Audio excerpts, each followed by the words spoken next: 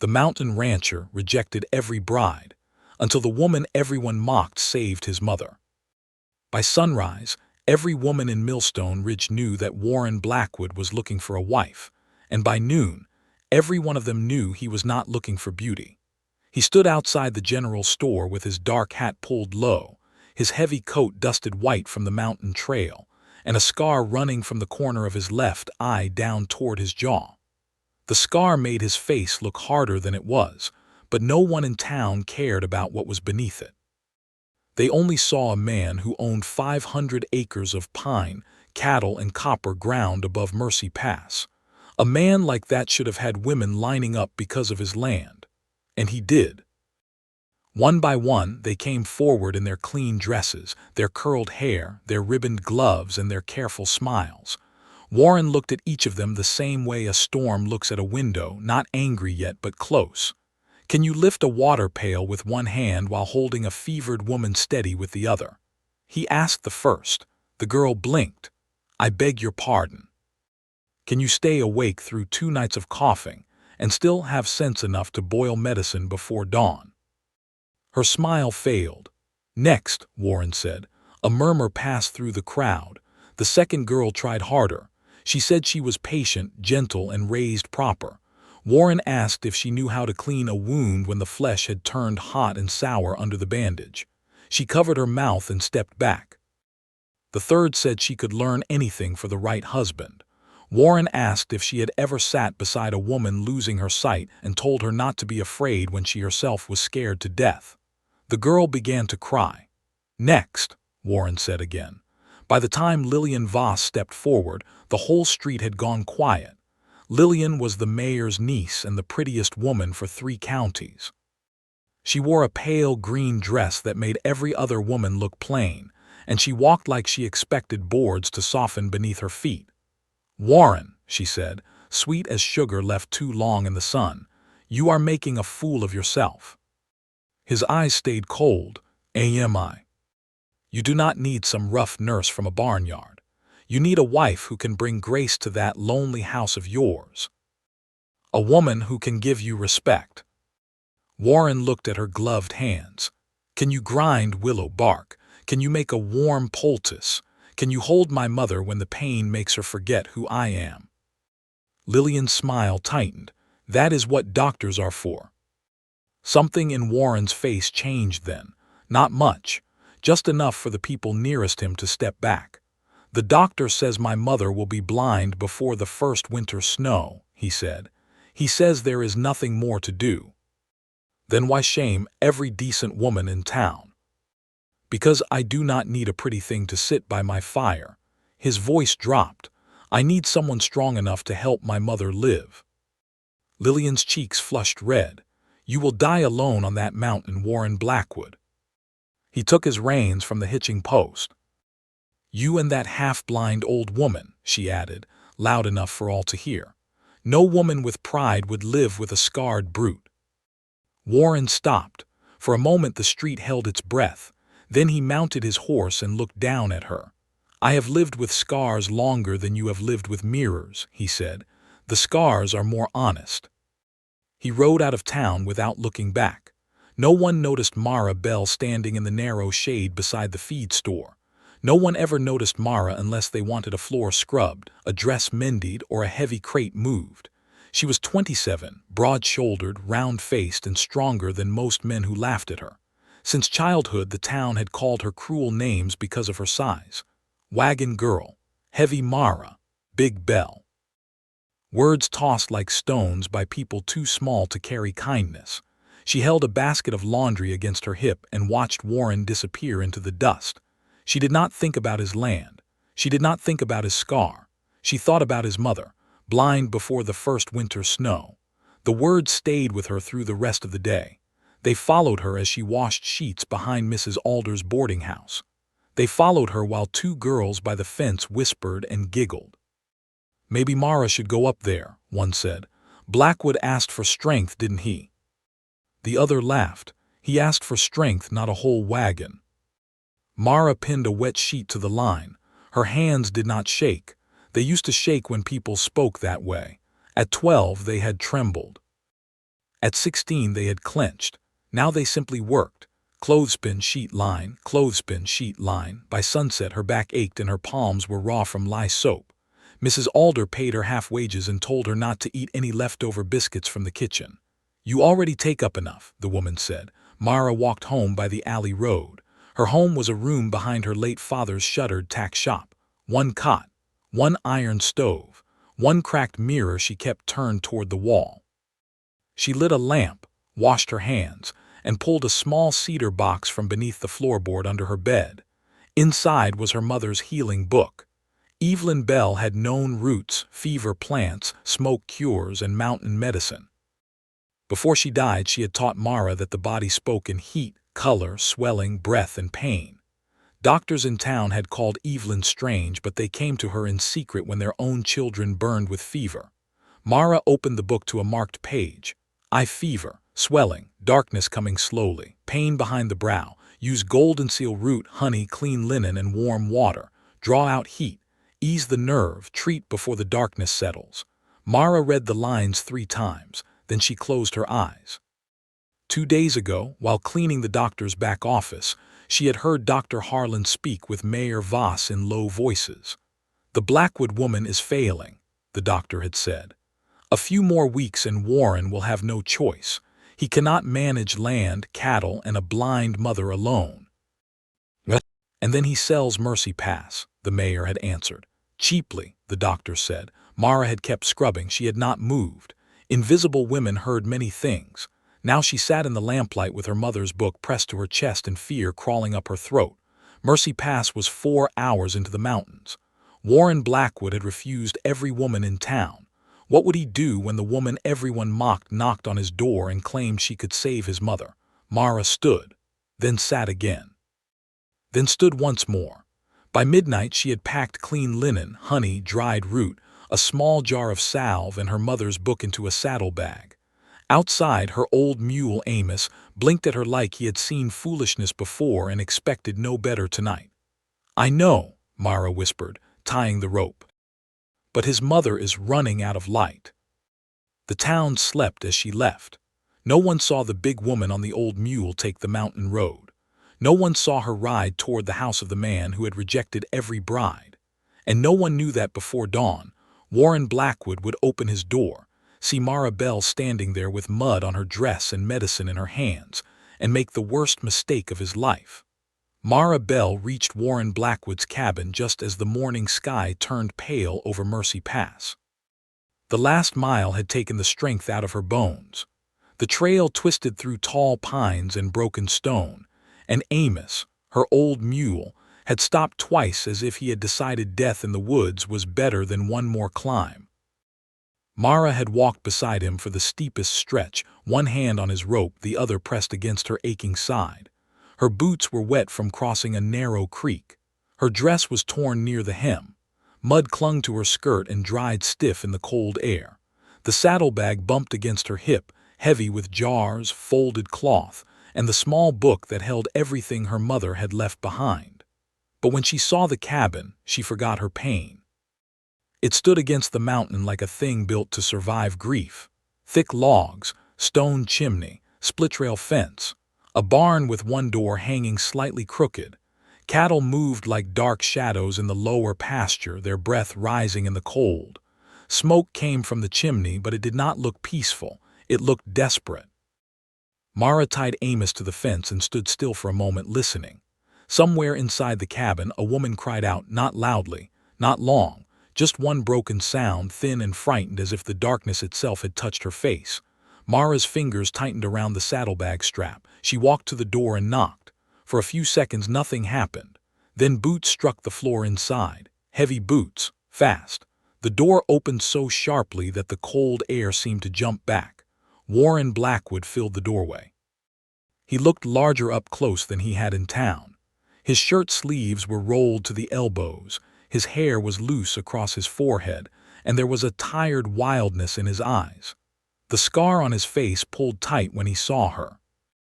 His gaze moved from her muddy boots to her round face, then to the saddlebag in her hand. "No," he said. Mara blinked. "I have not said anything yet."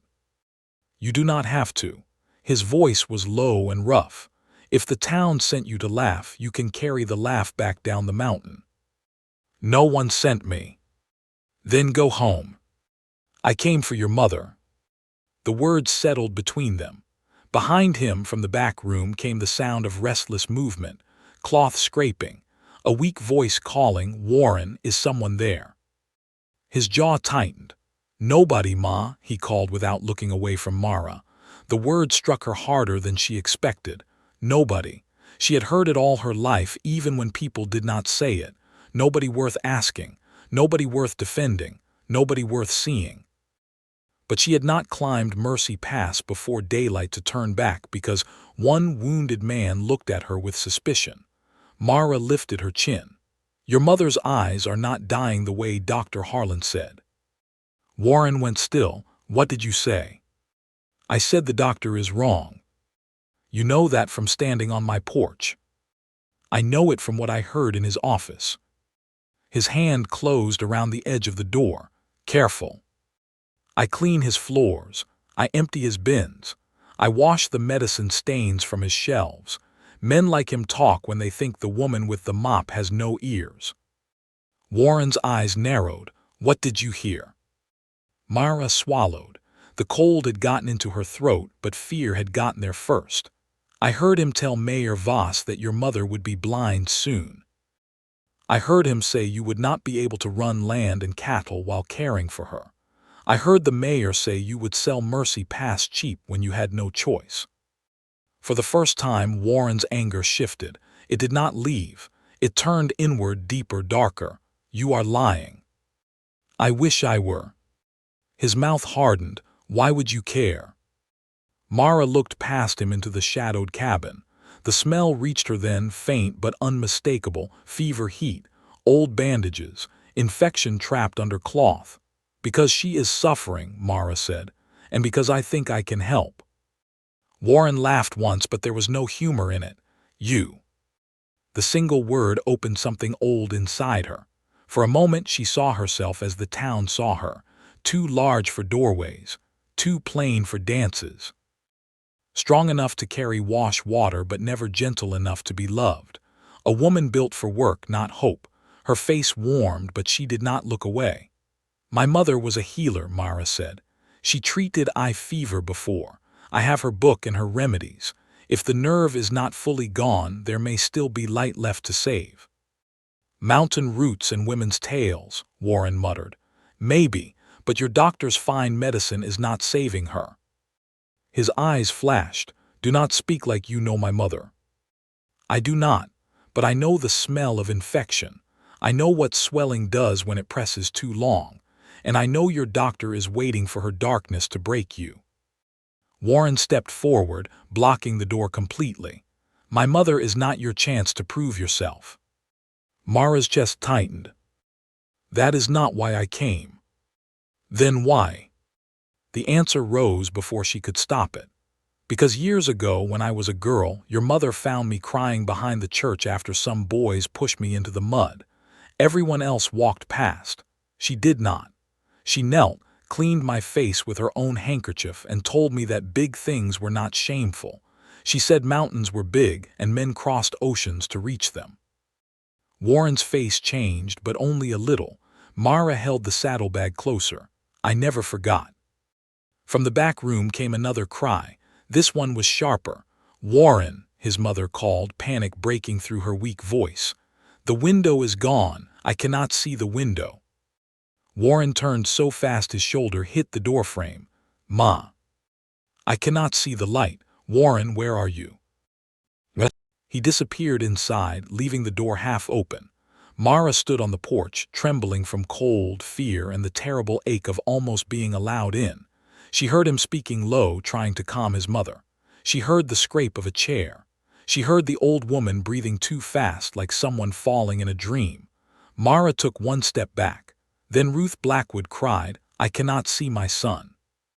The words broke whatever pride Warren had left. The door opened wider. He stood there, breathing hard, his eyes red at the edges. He did not invite her in with words. He only moved aside. Mara stepped over the threshold. The cabin was hot and dim. A lamp burned on the table, though morning had already reached the windows. A black shepherd dog lifted its head by the hearth, watched Mara once, then laid it back down as if deciding she had work to do. The back room smelled worse. Ruth Blackwood sat in a chair near the window, both hands pulling at the cloth over her eyes. Her gray hair had come loose from its braid, and her thin fingers shook with pain and terror. Mara hurried to her and knelt. "Mrs. Blackwood," she said gently, "my name is Mara Bell." The old woman froze. "Bell," she whispered, "Evelyn's girl." "Yes, ma'am."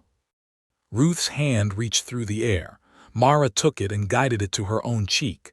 The old woman touched her face slowly, as if reading a memory by shape. "Little Mara," Ruth breathed. Mara tried to smile. "Not so little anymore." "What?" "No," Ruth whispered, her trembling fingers resting against Mara's cheek. "No, child, you grew into a mountain." Mara's throat closed. Behind her, Warren stood silent in the doorway. Mara opened her saddlebag and set her mother's book on the floor beside her. "I brought medicine," she said. "It will hurt. It may hurt badly, but if there is still light left in your eyes, I will fight for it." Ruth held Mara's hand tighter. "Then fight," she whispered. Mara looked back at Warren. His face was hard, but his hands were shaking. "I need hot water," she said. "Clean cloth, honey, every lamp you have, and when she screams, do not stop me." Warren's voice came out rough. "Will she scream?" Mara looked at Ruth's bandaged eyes, then at the rising sun beyond the window. "Yes," she said. "If there is still something to save." Warren Blackwood did not move at first. He stood in the doorway of his mother's room with one hand against the wall, staring at Mara Bell as if she had walked into his cabin carrying fire in her bare hands. He had asked 20 women if they were strong enough to help him. He had sent every one of them away because their eyes had filled with fear before his questions were even finished. Now the woman the town mocked had ridden up Mercy Pass before dawn with mud on her hem, pain in her knees, and no promise that he would even let her cross the threshold. And she was not asking for his approval. She was giving orders. "Hot water," Mara said again, gentle but firm. "Clean cloth, lamps, and if you have unheated honey, bring it." "What?" Warren blinked as if waking. Then he turned and moved. The cabin filled with sound. The iron stove door creaked open. A kettle struck the hook. Drawers opened and shut. He pulled 2 old shirts from a chest and tore them into strips with his hands. The ripping cloth made Ruth flinch in her chair. "It is only linen," Mara said softly, keeping one hand around Ruth's fingers. "Nothing is happening without me telling you first." Ruth gave a weak laugh. "Your mother used to speak that same way, like she could order pain itself to behave." "She tried," Mara said, "and did it listen?" "Sometimes." Ruth's mouth trembled into a smile, then twisted with pain. Mara turned back to the bandages. They were wound too tightly. Dr. Harlan had wrapped them as if Ruth's eyes were a secret he meant to bury. The cloth was damp at the edges, and beneath it the skin burned hot. Mara's stomach tightened. Whatever had been done to this woman was not simple sickness. Warren returned with the kettle, steam rolling from the spout. He set it beside Mara. Then he placed the torn cloth on the table and brought every lamp from the cabin into the room. One by one, he lit them. The small space filled with yellow light until the walls seemed to glow. Ruth turned her face toward the brightness and made a small, wounded sound. "Can you feel it?" Mara asked. "The light?" "Yes." Ruth breathed in. "I cannot see it, but I know it is there." Mara looked down so no one would see the tears gathering in her eyes. That was enough. The darkness had not settled completely. She opened her saddlebag and took out the jars. Golden seal root ground fine, white oak bark paste, honey sealed in brown glass. Her mother's book lay open beside her knee, though she did not need to read it. She knew these steps the way some women knew prayers. Warren watched every movement. His eyes did not trust her yet, but they had stopped dismissing her. "What is that?" he asked. "Root paste." "For her eyes." "For the swelling around them, not inside the eye, around. The heat must be drawn out first." "You talk like a doctor." "No," Mara said, "I talk like my mother." At that, Ruth squeezed her hand. "Evelyn Bell saved half this county at one time or another," Ruth whispered.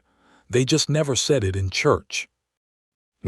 Myra dipped clean cloth into warm water, mixed the golden seal with a thin line of honey, then worked the paste between her fingers until it softened. The smell rose strong and bitter. Earth, bark, summer rain, and something sharp enough to open the breath. Warren stepped closer. "Will it blind her worse if you are wrong?" Mara looked up at him. He did not ask it cruelly. That made it harder to answer. "If I am wrong, nothing changes," she said. "If Dr. Harlan is right, the darkness will keep coming no matter what I do. But if I am right, then the swelling will ease. The heat will pull outward. She may feel light clearer by nightfall. And if it hurts too much?" Mara turned back to Ruth. "Then we stop only if she tells us to stop." Ruth lifted her chin. "I am still in the room, Warren." His face softened for one heartbeat. "I know, Ma." "Then stop speaking over me like I have already left it." Mara saw the words strike him. He lowered his eyes. "Yes, ma'am." Ruth reached toward him with her free hand. Warren took it at once. His large fingers closed around her so carefully it made Mara's chest ache. Mara unwound the first bandage. The skin beneath was red and swollen. Ruth's eyelids were puffy, sealed at the corners, and hot to the touch. A faint sour smell rose from the cloth as Mara peeled it away. Warren swore under his breath. "Do not," Mara said sharply. He looked at her. "Do not make fear the loudest thing she hears." His jaw locked, but he nodded. Mara leaned close to Ruth. "This first cloth is only warm water. It will sting." "Do it," Ruth said. Mara pressed the damp linen gently over Ruth's closed eyes. Ruth hissed and gripped Warren's hand so hard his knuckles changed color. Her back arched, then settled. Mara waited. She counted breaths. Ruth's, Warren's, her own. After a minute, she lifted the cloth. More fluid had gathered at the corners of Ruth's eyes. Mara cleaned it away with slow strokes, never rushing, never letting the old woman feel abandoned beneath the touch. Then came the medicine. Mara soaked a fresh strip and spread the root paste across it. Her hands were steady now. Fear had no place in the work. Fear could wait outside with the mule. "This one will burn," she said. "How bad?" Warren asked. Mara did not lie. "Bad." Ruth's hand trembled. "Will it mean I am dying?" "No," Mara said, bending close. "It will mean your eyes are still fighting." Ruth took one breath, then another. "Then let them fight." Mara pressed the compress over Ruth's eyes. For 2 seconds the room stayed quiet. Then Ruth cried out. Warren lunged forward. "Take it off." "No. She is hurting. She is healing." "You do not know that." Mara looked at him over Ruth's bent head. "I do know. Hold her shoulders. Keep her hands down. If she tears it away too soon, the work will fail." Ruth moaned and twisted in the chair, her fingers clawing at the air. Warren caught them, his face white with terror. "Ma," he whispered, "I am here." "Burns," Ruth gasped. "Oh Lord, it burns." Mara leaned close, her own voice shaking but strong. I know it does." "Breathe with me, Ruth. In, out. The fire is not your enemy. Let it pull the poison. Let it bring the light back." Warren stared at Mara, not at her size, not at her old dress, not at the mud on her boots, at her courage. Ruth's cries softened. Her body still trembled, but she stopped fighting the cloth. One tear slid beneath the compress and down her cheek. Mara wiped it gently. "That is it," she whispered. "Hold on to me." Ruth's hand found Mara's wrist and clung there.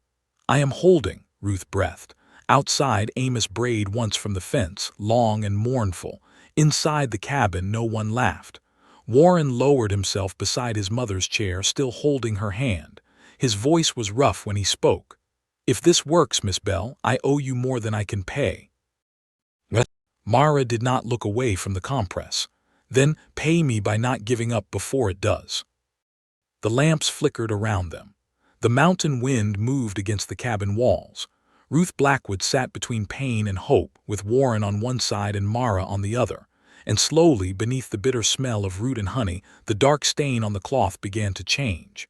The stain on the cloth was not dark like blood, but yellow and gray, thin at the edges and thick where the compress touched the hottest swelling. Mara saw it first. She did not speak right away. She kept one hand steady at Ruth's temple and the other under the old woman's chin, holding her face still, while the medicine did its work. Warren watched her from the other side of the chair, his body bent forward, his eyes fixed on the cloth. "What is that?" he asked.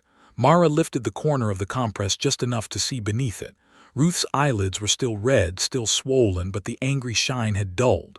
The heat had begun to move outward. It was small progress, no more than a candle flame against a long night, but it was there. "It is drawing," Mara said. "Drawing what?" "The poison, the infection, whatever has been trapped behind the swelling." Ruth's breathing shook. "Does that mean it is working?" Mara looked at her face. She wanted to promise everything.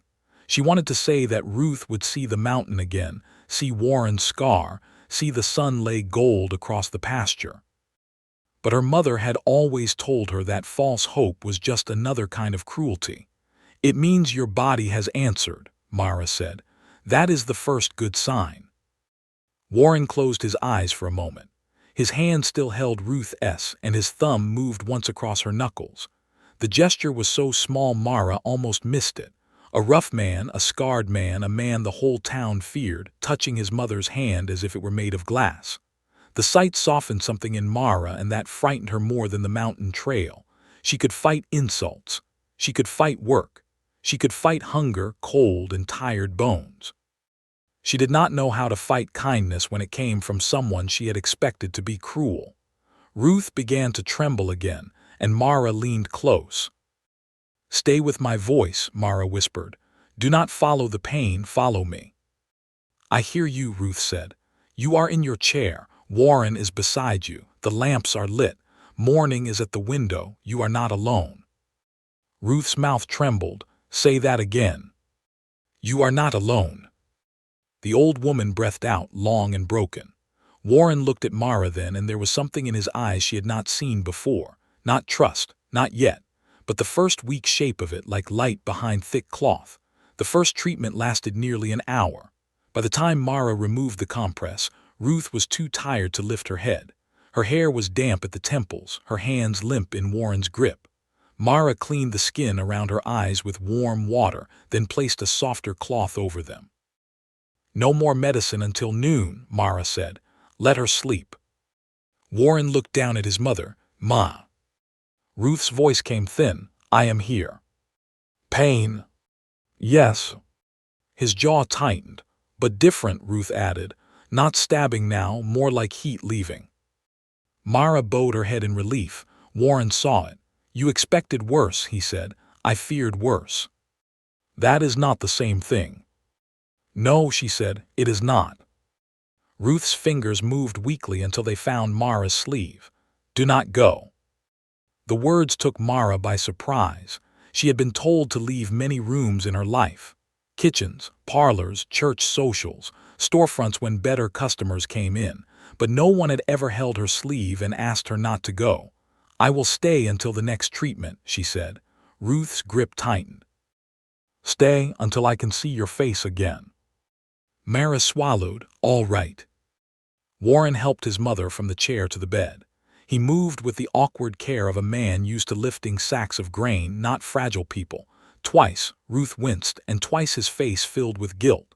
When she finally lay down, Mara tucked the blanket around her shoulders. Ruth drifted almost at once. The cabin grew quiet, too quiet.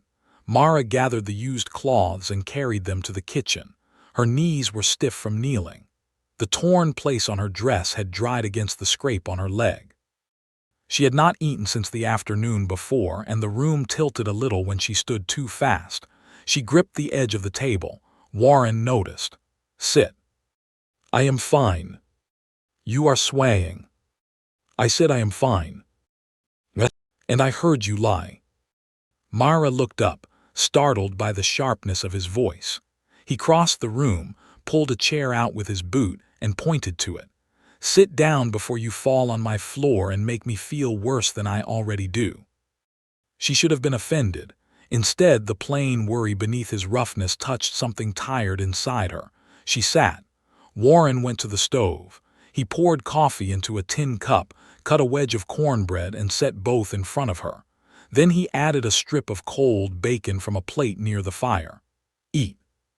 I did not come for food.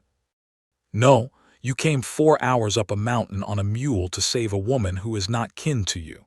That does not mean you get to starve in my kitchen. Mara stared at the plate. Her stomach answered before her pride could. She picked up the cornbread and ate. It was dry but warm near the middle. The coffee was bitter enough to make her eyes water. She drank every drop. Warren leaned against the counter, arms crossed. For a while neither of them spoke. Outside, the wind pushed through the pines. The shepherd dog slept near the hearth.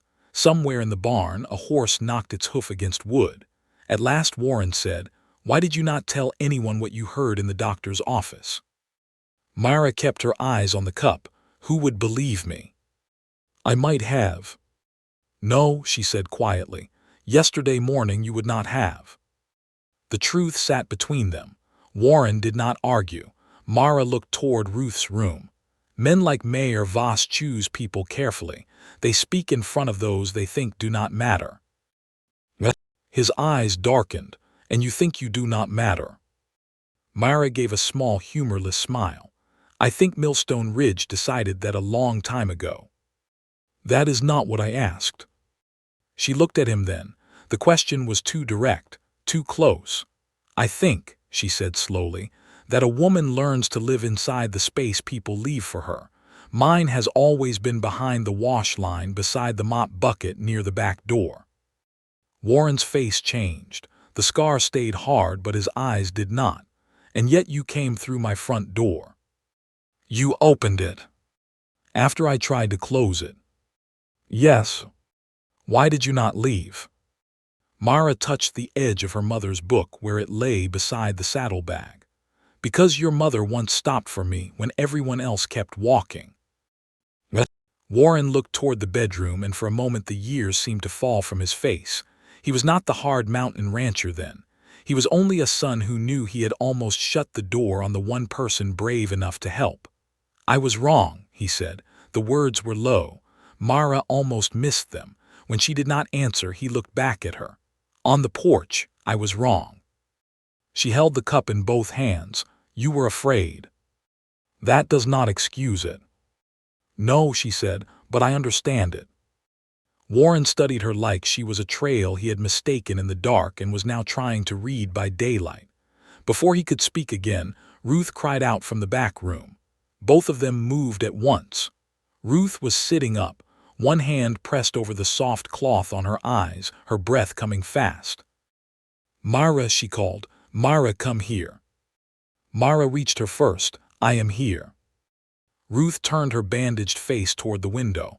The dark is not the same, she whispered. Warren froze in the doorway. Mara's heart began to pound.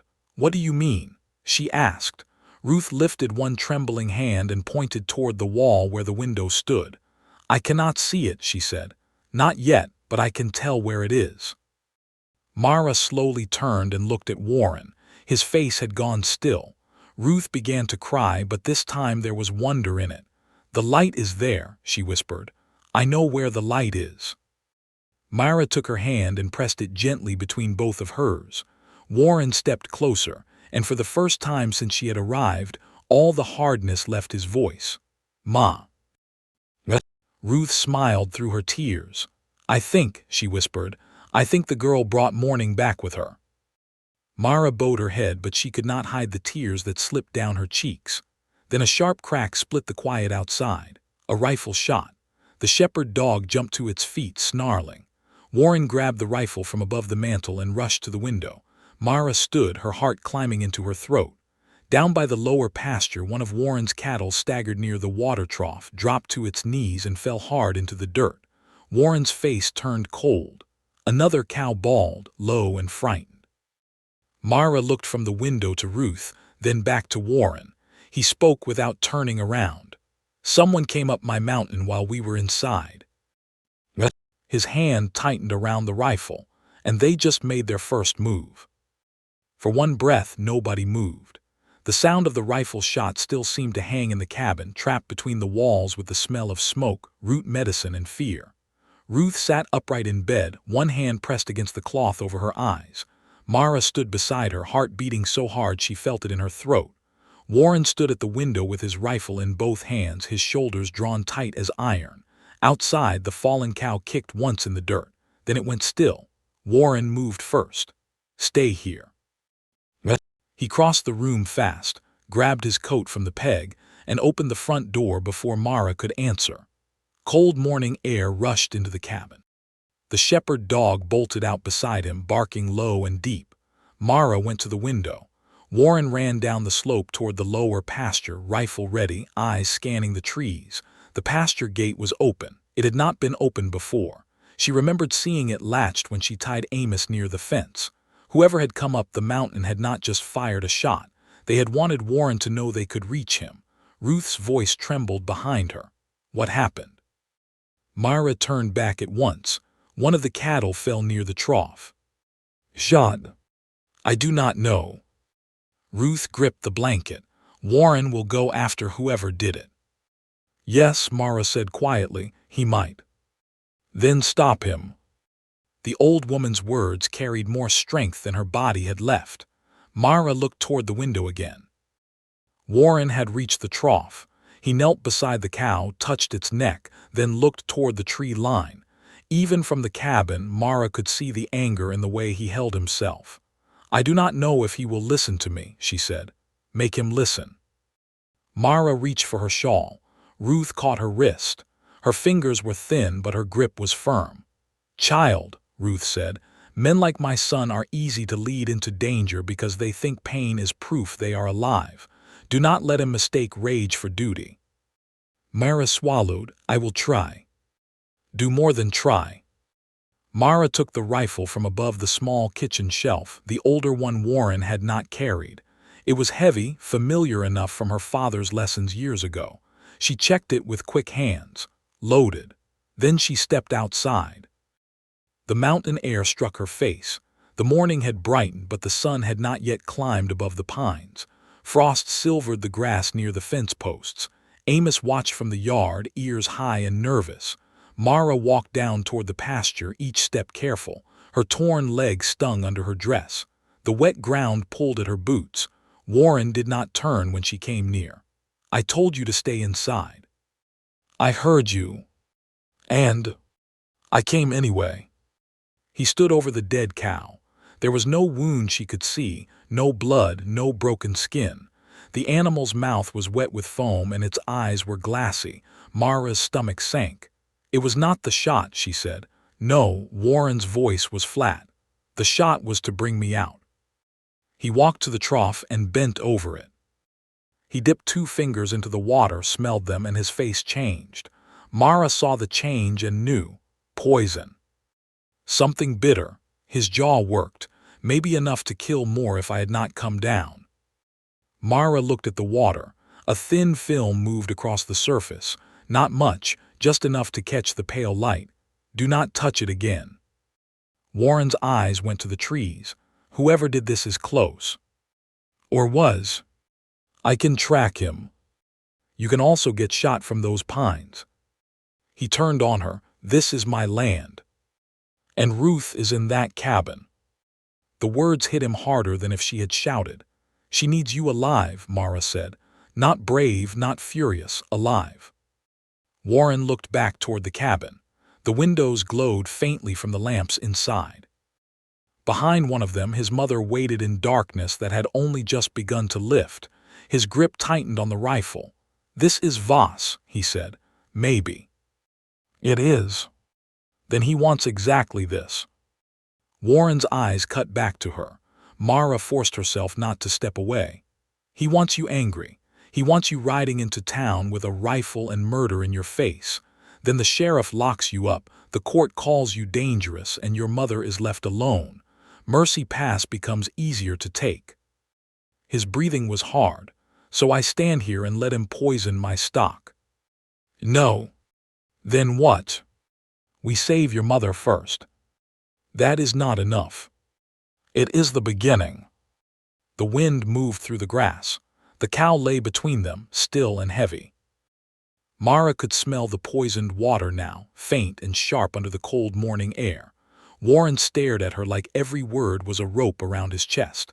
"I have buried my father," he said. "I have buried 2 brothers. I have watched my mother scream because she cannot see the window in her own room. Now someone rides onto my land and poisons what I built with my hands." His voice dropped. "Tell me what kind of man does nothing." Mara stepped closer, the kind who is strong enough to wait. His face twisted, not with anger this time, but pain. "Waiting has cost me everything." "No," Mara said. "Trusting the wrong people has cost you. Waiting for the right moment is different." He looked away first. Mara let out the breath she had been holding. "We need to empty the trough," she said. "Move the herd away from this pasture. Check the well. Check every bucket and barrel near the barn." Warren stared at her again, but differently now. "You think like someone who has fought before." Mara's mouth tightened, just not where anyone could see. For a moment something passed between them, not softness, not romance, not yet something quieter, recognition. 2 people who had survived in different kinds of loneliness, standing over a dead animal while danger watched from the trees. Warren lowered his rifle. "I will move the herd," he said. "You go back to Ma." "I can help." "You already are." His voice was rough. "But if she wakes and you are gone, she will think the dark took you too." That was enough. Mara returned to the cabin, but she did not put the rifle away. Ruth was waiting with her head turned toward the door. "Is he alive?" she asked before Mara could speak. "Yes." "Did he go after them?" "No." Ruth's shoulders sank with relief. Mara set the rifle by the bed and checked the cloth over Ruth's eyes. The swelling had softened since the first treatment.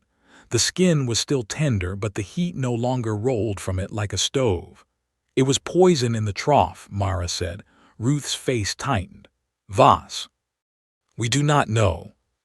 "I know." Mara stilled. Ruth's fingers moved over the blanket, picking at a loose thread. "Silas Voss wanted this land before Warren's father was cold in the ground. He came to my husband with a smile and an offer. When that failed, he came with a warning. When that failed, trouble started finding us." Mara sat beside the bed. "What kind of trouble?"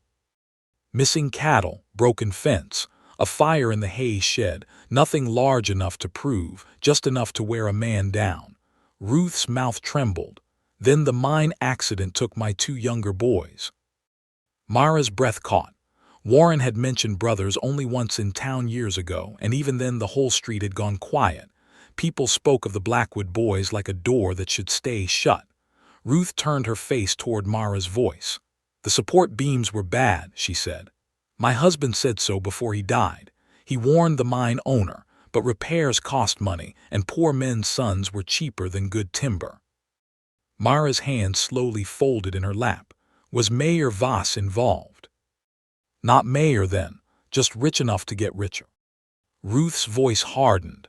6 months after my boys were buried, he bought interest in the same copper ground. Warren never knew. I kept it from him." "Why?" "Because grief made him dangerous."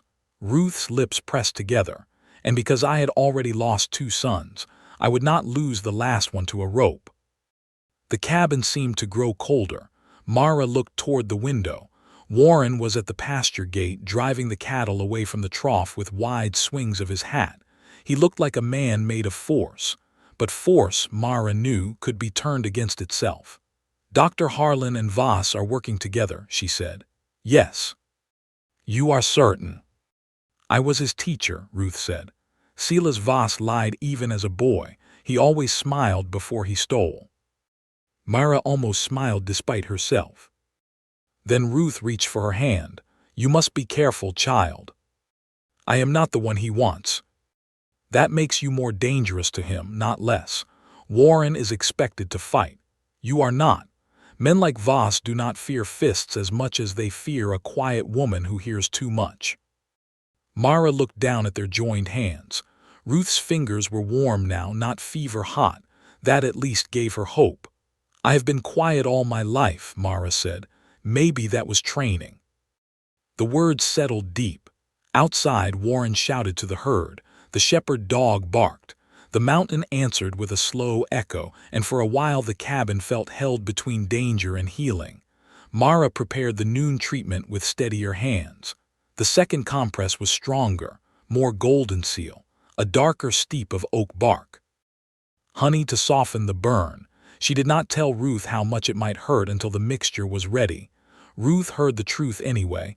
Worse than before? She asked. Yes. Good, Ruth said. Then we are not wasting time. When Warren returned, his shirt was damp with sweat and his boots were dark with mud.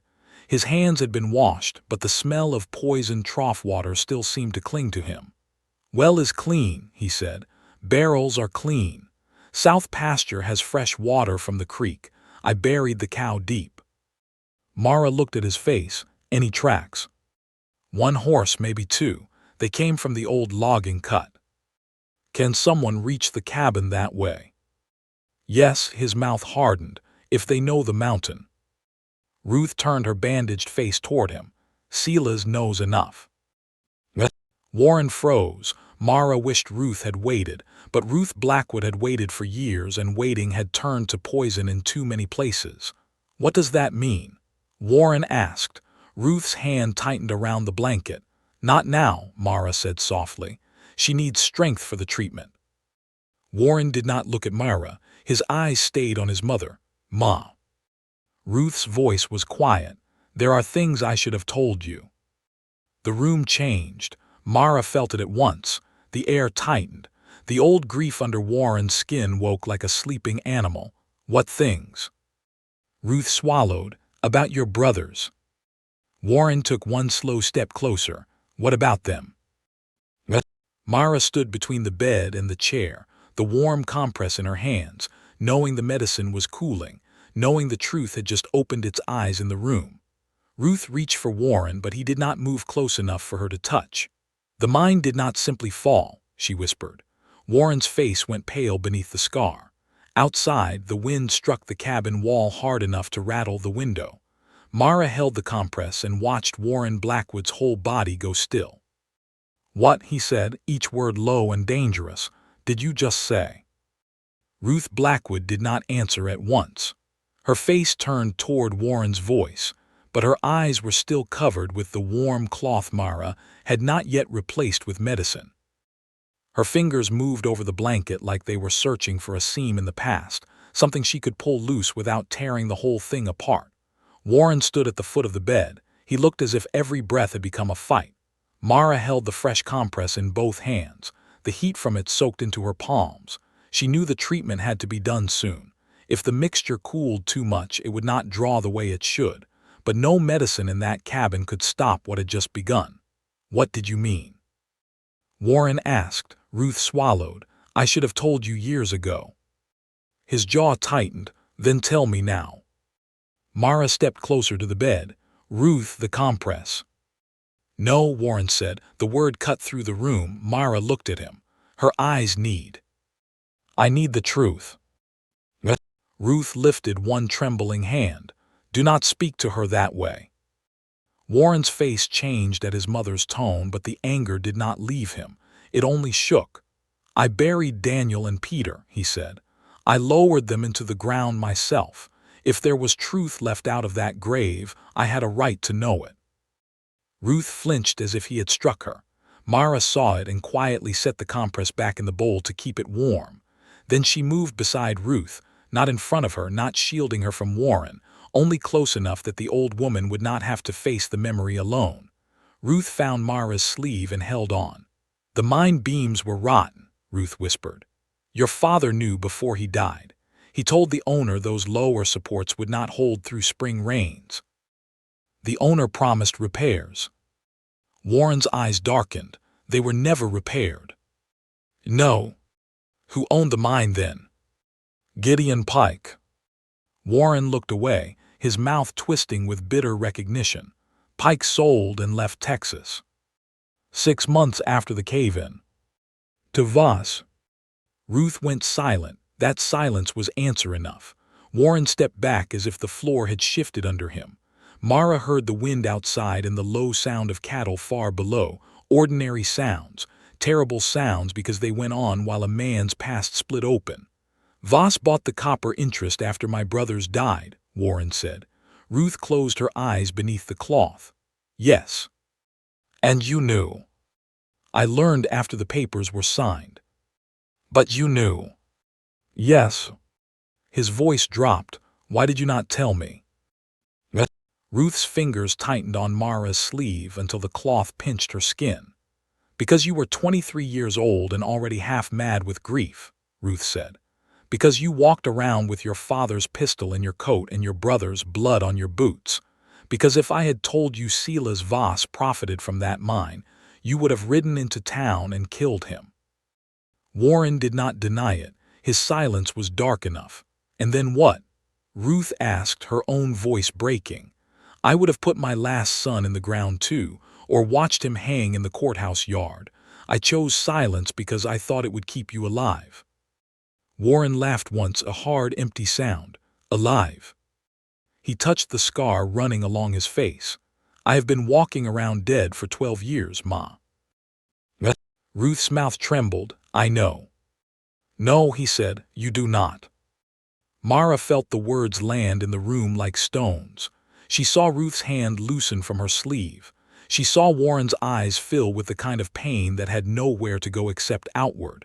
This was the moment Ruth had feared, not the telling but the storm that came after. Mara picked up the compress again. Warren, she said. He turned on her. Not now. Yes, now. His eyes flashed. This is family business. And she is my patient. The sharpness of her own voice surprised even Mara, but she held her ground. Warren stared at her. Mara stepped between him and the bed, the bowl in her hands. You can hate the truth. You can hate Voss. You can be angry with your mother if you must, though one day you may regret wasting pain on the only person who was trying to keep you breathing. But right now, Ruth's eyes are fighting for light. And I will not let 12 years of grief steal the 1 hour this medicine needs. His nostrils flared. For one frightening second, Mara thought he might shout. Instead, he looked at his mother. Ruth sat very still, small beneath the blanket, old in a way she had not seemed before. Shame had bent her more than sickness. Warren's anger shook, then cracked. He dragged both hands over his face and turned toward the wall. Do it, he said, rough and low. Mara nodded once. She knelt beside Ruth. This will burn worse than the first. Ruth's voice was thin. Good, I deserve some burning. No, Mara said firmly. You deserve healing, those are not the same. Ruth's lips parted, but no answer came. Mara removed the soft cloth and placed the stronger compress over Ruth's swollen eyes. The old woman jerked hard, her hand flying up. Mara caught it. Warren turned quickly, but he did not interfere. Breathe, Mara whispered. Stay with me. Do not run backward into the mine. Stay here. Stay in this room. Ruth's body trembled. Her mouth opened around a cry she tried to swallow, but the pain forced it out anyway. Warren stepped closer, agony written across his face. Mara looked at him. Hold her hand. For a heartbeat he hesitated. Then he crossed the room and took his mother's hand. Ruth clung to him. I am sorry, she gasped. Warren knelt beside the bed. The anger in him was still there, but it had lost its teeth. All that remained was a son's grief. I know, he said. No, Warren, I am. I know, Ma. The words broke her. She wept under the burning compress, not loudly, not wildly, but from somewhere deep. Warren bowed his head over her hand, and Mara held the medicine steady while the room filled with old sorrow finally given air. For 30 minutes, no one spoke except Mara. She counted Ruth's breaths. She told her when the worst was passing. She wiped the tears that ran down the old woman's cheeks. She changed the edge of the compress when the cloth cooled and pressed it back warm. When she finally lifted it away, the linen was stained more heavily than before. The swelling had eased at the inner corners of Ruth's eyes and the heat had lowered. Mara cleaned the area with warm water, then held her breath. Ruth, she said softly, turn toward the window. Ruth did. Mara removed her hand from in front of the old woman's covered eyes and moved it slowly across the sunlight. Ruth's lips parted. "I saw that." Warren went still. Mara's heart jumped. "You saw my hand." "Not clear," Ruth whispered. "Not a hand, a shadow moving through brightness." Mara pressed both hands over her mouth. Warren rose slowly. "Ma." Ruth began to cry again, but this time there was wonder in it. "The room is not all dark." Warren looked at Mara. The mountain rancher who had slammed doors, rejected brides, and held anger like a second skin looked at her as if she had just pulled a star from the sky and placed it in his mother's hands. Mara had to look away. "Let her rest," she said, because if she said anything else her voice would break. "The next hours matter. The swelling may rise again before it settles. She needs quiet." Ruth lay back, exhausted, one hand still holding Warren's. Mara gathered the bowls and cloths, then went into the kitchen. She washed her hands in the basin until the water turned cloudy with herbs. Her arms ached. Her back burned. A bruise had formed where Ruth had gripped her wrist during the treatment. She touched it with her thumb and smiled faintly. A healing bruise, her mother would have called it. Behind her, Warren entered the kitchen. Mara did not turn right away. She dried her hands on a towel and waited. "I did not know," he said. "I believe you." "If I had known." "That is why she kept it from you." The floorboards creaked under his step. "You think she was right." Mara turned. Warren's eyes were bloodshot, but the worst fire had gone out of them. Now he only looked tired, tired in his bones, tired in the places no sleep could reach. "I think she was afraid," Mara said. "And afraid people do not always choose well, but she chose from love." He leaned against the table and stared at his hands. "I hated her for a moment." "She knows." "That makes it worse." "Yes," Mara said, "it does." He looked up then, surprised by her honesty. Mara picked up the stained cloths and placed them in a bucket. "Love does not keep people from hurting each other. It only gives them a reason to come back and mend what they broke." Warren watched her for a long time. "You say things like you have been old since you were born." Mara gave a small smile. "I was large for my age. Maybe my soul tried to match." He almost smiled, almost. Then the sound of a hoof striking loose stone came from outside. Both of them heard it. Warren reached for his rifle. Mara went to the window. Down beyond the fence line, a rider moved between the pines, not coming toward the cabin, not leaving either, just watching. The rider wore a gray coat. Mara knew that coat. Her hand went cold. "That is Mayor Voss's man," she whispered. "Ephraim Cole." Warren cocked the rifle. The rider lifted one hand, not in greeting but in warning. Then he dropped something white near the fence post, turned his horse, and vanished back into the trees. Warren was already at the door. This time Mara did not tell him to stay. She followed. The white thing was a folded note pinned to the post with a small hunting knife. Warren pulled the knife free and opened the paper. Mara watched his face as he read. "What does it say?" she asked. Warren handed it to her. The words were written in a careful, educated hand. "Send the bell woman down by sundown. Keep treating your mother and the next poisoned water will be in your well." Mara read it twice. The mountain wind moved cold across her face. Inside the cabin, Ruth called weakly for Warren. Outside, the trees stood silent, and Warren Blackwood looked at Mara with fear in his eyes for the first time. Not fear of losing his land, fear for her. The note felt heavier than paper. Mara held it with both hands, the edges snapping in the cold wind. The words were simple, but they carried the smell of smoke before a fire. "Send the bell woman down by sundown. Keep treating your mother, and the next poisoned water will be in your well." Warren took the note back before she could fold it. His face had gone hard again, but this was not the same hardness she had seen in town. That had been pride mixed with pain. This was fear wearing anger's coat. "You are leaving," he said. Mara stared at him. "No." "Yes." "No, Warren." He stepped closer, lowering his voice. "This is not a question." That touched the wrong part of her. Mara's chin lifted. "Then you are speaking to the wrong woman." His eyes flashed. They threatened the well. They threatened it because the medicine is working. They threatened you. I can read. His jaw tightened so fiercely the scar on his cheek pulled white at the edge. If they come for the well, I can guard it. If they come for the cattle, I can move them. If they come for me, I can fight. But if they come for you while I am watching everything else. You think sending me down the mountain keeps me safe? Mara asked. It keeps you away from this. No, it puts me on the road alone, where their men already know I came from, where they can drag me into the trees before I ever reach town. Warren went still. Mara saw the thought land. He had been so busy trying to push danger away from his door that he had not looked at the trail below it. She softened her voice. Voss does not want me gone because I am helpless. He wants me gone because Ruth is getting better.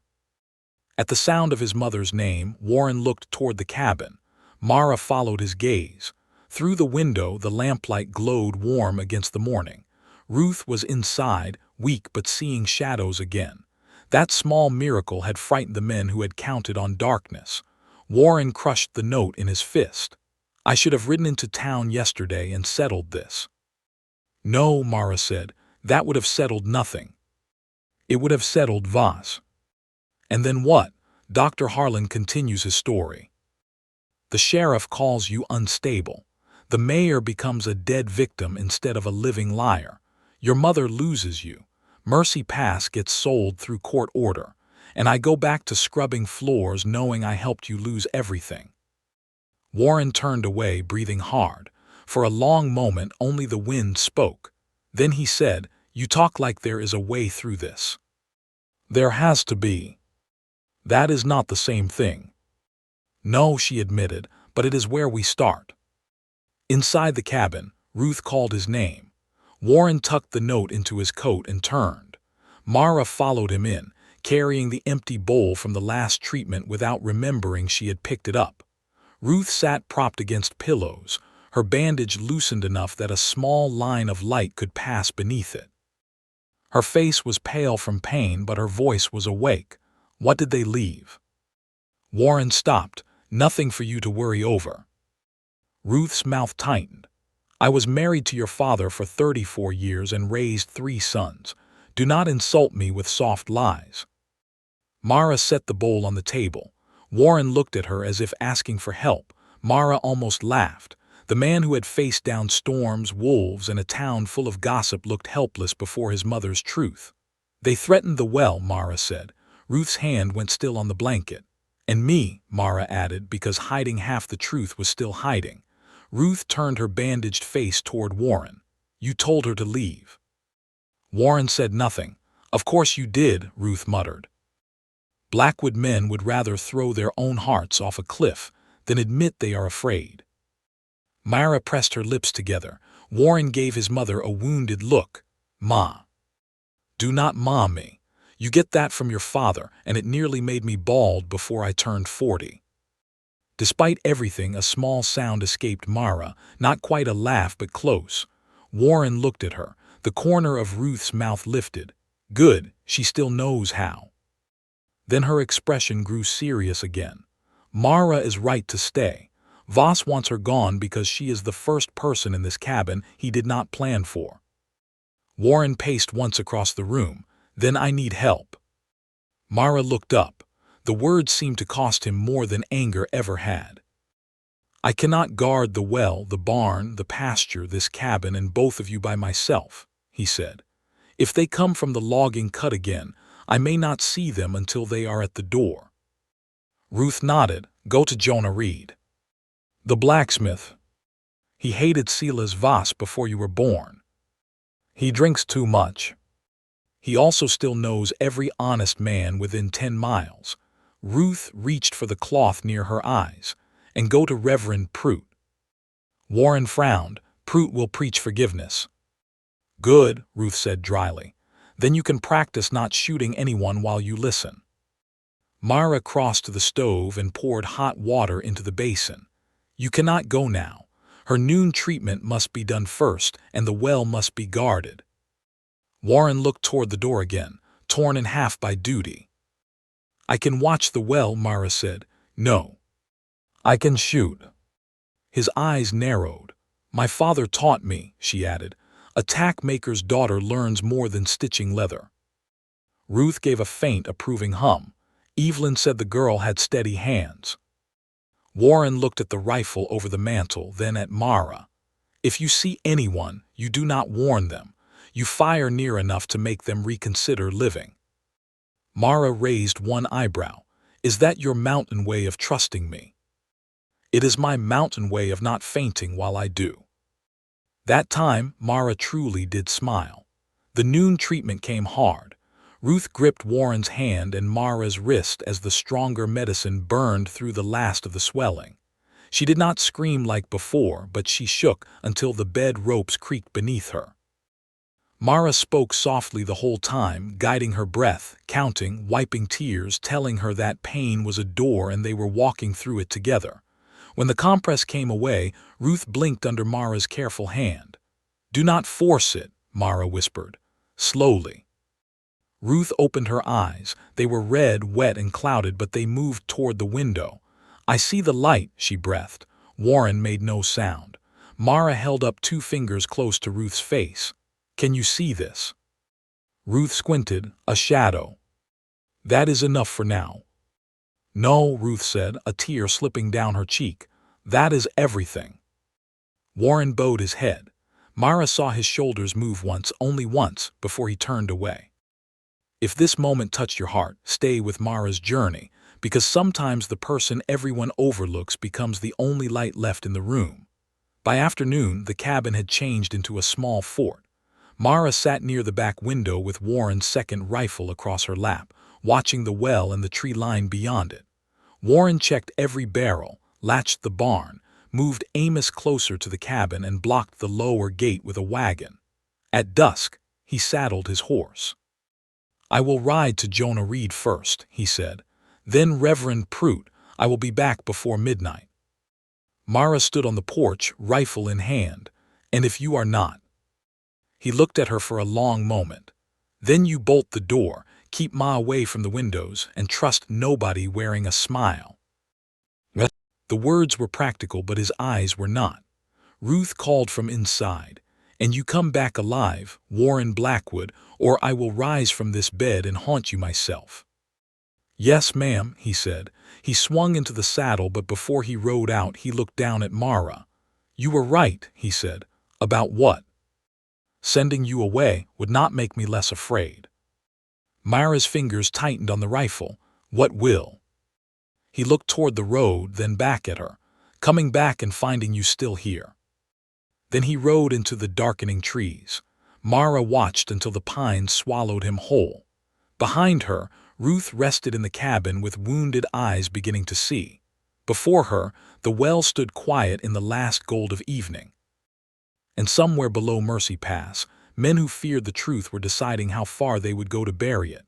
Night came down over Mercy Pass like a heavy blanket. At first, Mara told herself the quiet was ordinary. Mountains were always full of pauses. Wind would move, then stop. A branch would scrape, then rest. Cattle would shift in the pasture and fall still again. But as the last gold left the sky and the trees became black shapes against the windows, the quiet began to feel watched. She sat near the back window with Warren's rifle across her lap. The well stood 20 yards from the cabin, a dark round mouth under the weak shine of the moon. Beyond it, the tree line rose close and thick. Anyone could hide there. Anyone could crawl through the pine shadows with a bottle of poison, a torch, or a gun. Mara kept her finger outside the trigger guard the way her father had taught her. Never touch the trigger until your heart and mind agree. Her heart wanted to touch it every time the wind breathed. Her mind kept telling her to wait. From the bedroom, Ruth spoke. You still awake, child? Yes. You said that too quick. Mara smiled faintly. Then yes, ma'am, I am awake and frightened. That sounds more honest. Ruth lay propped against pillows, a clean cloth resting lightly over her eyes. She no longer needed it bound tight. That alone felt like a miracle. Earlier, she had counted the lamps by shape, guessed the doorway from the wall, and found Mara's hand without Mara guiding her. The sight was returning slowly, but slowly was still returning. Mara turned her face toward the bedroom doorway. "Do your eyes hurt?" "Less." "Any pressure behind them?" "Some, not like before." Ruth paused. "The dark is thinner now." Mara's throat tightened at that. She looked back at the well. "Then we keep it that way." For a while neither woman spoke. The fire popped in the hearth. The shepherd dog, Gideon, lay beside the front door with his head on his paws. He looked asleep, but Mara had learned that one ear always pointed toward the outside world. Ruth's voice came softer. "You remind me of your mother." Mara kept her eyes on the window. "People say I favor my father." "I do not mean your face." Mara's fingers shifted on the rifle stock. "She was afraid more often than folks knew," Ruth said. "That was what made her brave." The words pressed gently against Mara's heart. Her mother had always seemed strong to her. Evelyn Bell had known which root eased fever and which bark closed wounds. She could quiet a crying baby, clean a burn, set a broken finger, and stare down a doctor who thought a woman with herb jars had no place near sickness. Mara had never imagined her mother afraid. "She never told me that," Mara said. "Of course not. Mothers hide fear the way they hide the last biscuit. They think it feeds the child better if the child never knows it was there." Mara looked down at her broad hands, resting over the rifle. "I am afraid all the time." "Good." Mara looked toward Ruth. "Good. Fear keeps fools from walking into wells." A quiet laugh slipped out of Mara before she could stop it. Ruth smiled in the dim room, pleased with herself. Then she grew still again. "What is it?" Mara asked. "I can almost see you." Mara's smile faded. Ruth turned her head slowly, searching through blur and shadow. "Not clear, but I can see where you are, big dark shape by the window, rifle across your knees." Her voice grew tender. "Strong shoulders." Mara looked away. Those shoulders had carried wash baskets, water buckets, firewood, sick children, drunk women, and more cruel words than she could count. No one had ever named them gently before. Outside, a twig snapped. Mara's body went still. Gideon lifted his head. Ruth heard it too. What was that? Mara raised one hand slightly, asking for silence. The cabin listened. Another sound came. Not a twig this time, a low scrape like leather brushing bark. Mara stood slowly, rifle rising with her. Gideon came to his feet without a sound, his lips pulling back from his teeth. Someone was near the well. Mara moved to the door, each step careful. She could hear her own breathing and hated how loud it seemed. Ruth whispered, "Mara, I am here. Do not go out." "I am not." Mara stood beside the door, not in front of it, and lifted the rifle toward the small gap between curtain and window frame. A shadow moved near the well, only a sliver, a darker shape crossing darkness. Mara pulled the hammer back. The click sounded thunderous. The shadow froze. Mara opened her mouth, but before she could speak, Gideon exploded into barking. The shadow ran. Mara aimed low toward the dirt beside the well and fired. The rifle kicked hard against her shoulder. Ruth cried out. The shot tore through the night and cracked against the stones near the well. Sparks jumped. A man cursed from the darkness. Gideon threw himself against the door, barking like a beast from hell. "Run, then," Mara shouted, surprised by the strength in her own voice. "And tell Mayor Voss the bellwoman is still here." Hooves thundered beyond the trees, not one horse, two, maybe three. Then silence came rushing back, thicker than before. Mara stood with smoke curling from the rifle barrel, her hands shaking so badly she almost dropped it. Ruth called from the bed, "Did you hit him?" "No," Mara said. "I aimed to scare him." "Next time aim to end his courage entirely." Mara let out a breath that was almost a sob, almost a laugh. She went to the window and watched the well. The wooden lid was still in place. A small bottle lay in the grass nearby, its neck broken, dark liquid soaking into the dirt. Mara would not touch it until morning, but she knew enough. They had come for the well, and she had stopped them. For the first time in her life, she wished the whole town had seen her. not because she wanted praise, because she wanted every person who had ever called her weak for being soft, ugly for being large, or foolish for being kind to know that she had stood in Warren Blackwood's cabin with a rifle in her hands while better-dressed people slept safely in town. A few minutes later, the sound of hooves returned, this time fast, hard, familiar. Gideon barked once, then whined. Mara did not lower the rifle. "Who is there?" she called. "It is me," Warren's voice answered from the dark. "Do not shoot unless you have missed me." Relief hit her so hard her knees nearly gave. She opened the door. Warren rode into the yard with two men behind him. One was broad and gray-bearded, with a blacksmith's shoulders and a battered hat. The other was lean and solemn in a preacher's coat, holding his reins like a man who did not often ride at speed and liked it even less. Warren swung down before his horse stopped fully. His eyes went to the smoking rifle, then to Mara's face, then to the well. "What happened?" "They came." His face changed. "Who?" "I saw shadows, 2 or 3 men. One got close enough to the well to drop that bottle." She nodded toward the grass. "I fired beside him." Warren looked at the broken bottle. Then he looked back at Mara. His anger rose, but beneath it was something else, pride sharp and bright. "You held them off." "I made noise." "You held them off," he said again. The gray-bearded man stepped down from his horse. "Lord above, Warren, you did not say she was made of iron." "What?" Mara flushed. Warren looked at him. "Jonah Reed, this is Mara Bell." The blacksmith took off his hat. "Miss Bell." No one in Millstone Ridge ever called her Miss Bell, not unless they wanted to mock her. She nodded, unsure what to do with respect given so plainly. The preacher dismounted slower. He had kind eyes and a mouth shaped by years of telling hard truths carefully. "Reverend Amos Prout," Warren said. He came to listen. The Reverend looked at the rifle in Mara's hands, the broken bottle near the well, and the fear still standing in the yard like a fourth visitor. "Seems I came to do more than listen." Ruth called from inside, stronger than before. "Reverend, if you are standing in my yard, come in before you freeze. And Jonah Reed, if that is you, wipe your boots. I have enough dirt in this house from my son." Jonah grinned. "She sounds better." "She is seeing light," Mara said. The Reverend's face softened. "Then God has been busy here." "And Mara," Warren said quietly. Mara looked down. They entered the cabin. Warren checked the well first, then the barn, then the windows before letting anyone settle. Jonah stood guard on the porch with a rifle and a blanket around his shoulders. Reverend Prout sat at the table while Mara told him everything she had heard in Dr. Harlan's office.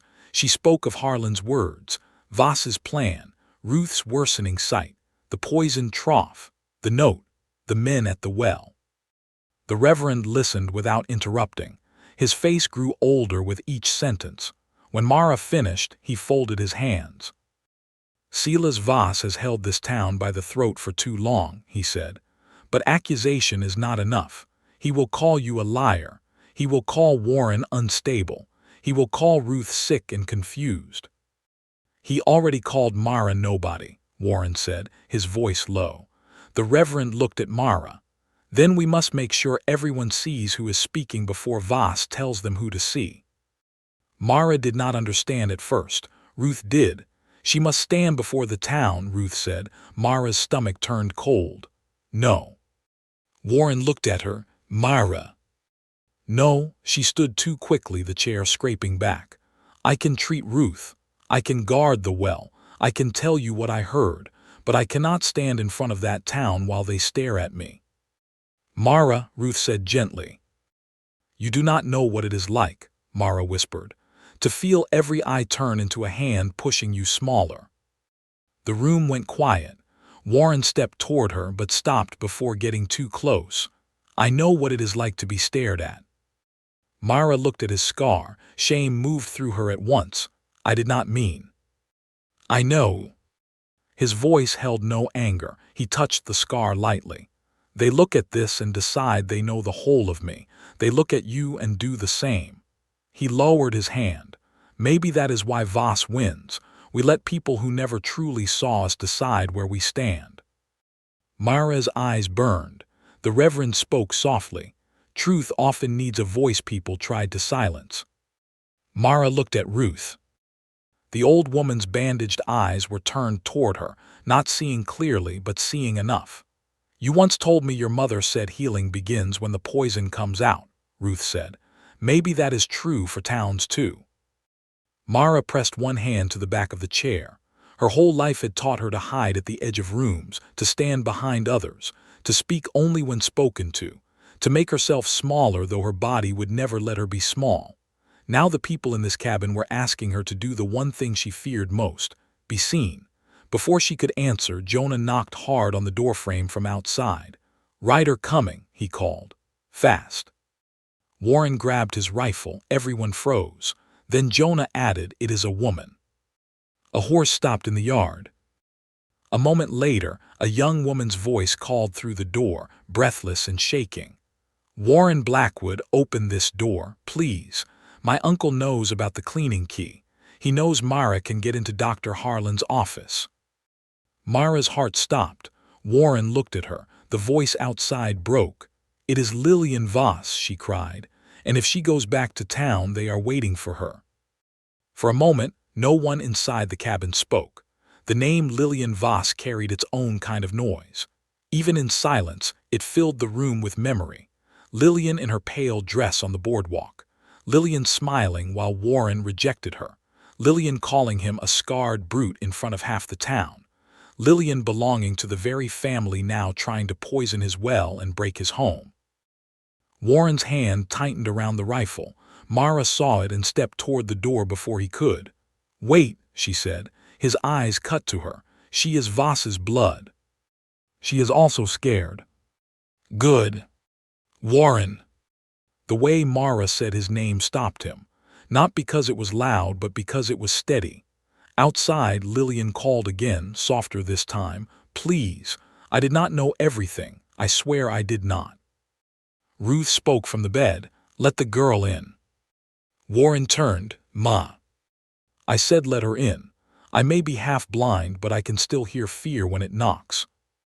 Jonah Reed stood just outside the door with his rifle ready. Reverend Prout rose from the table, his face grave. Gideon, the shepherd dog, growled low near the hearth, as if he trusted no one who smelled of town perfume and trouble. Warren crossed to the door and opened it. Lillian Voss stood on the porch with her hair coming loose from its pins, her fine coat dusted from hard riding and one glove torn at the wrist. The polished beauty she wore like armor in town had cracked.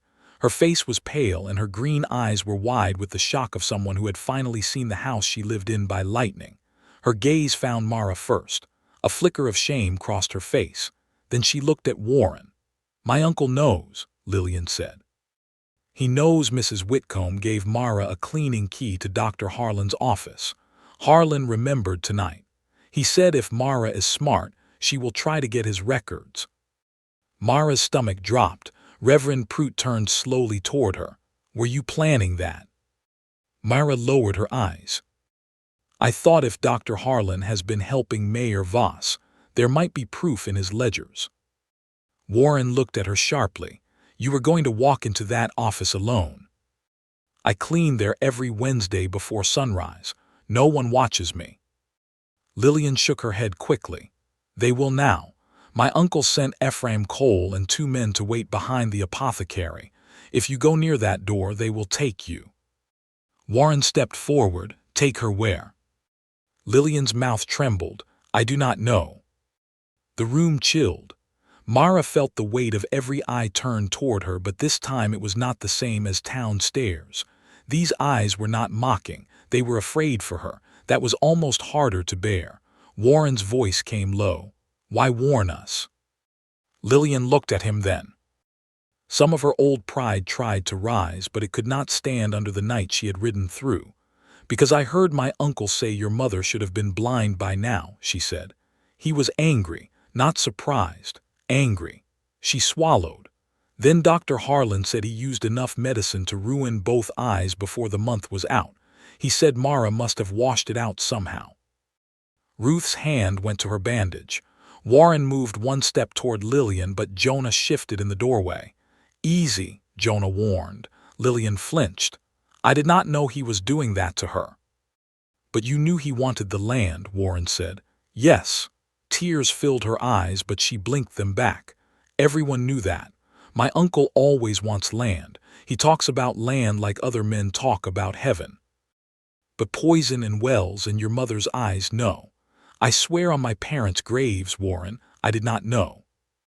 Mara studied her face. The girl was proud, vain maybe, cruel when wounded, but fear had stripped her too bare for lies to sit comfortably. What else did you hear? Mara asked.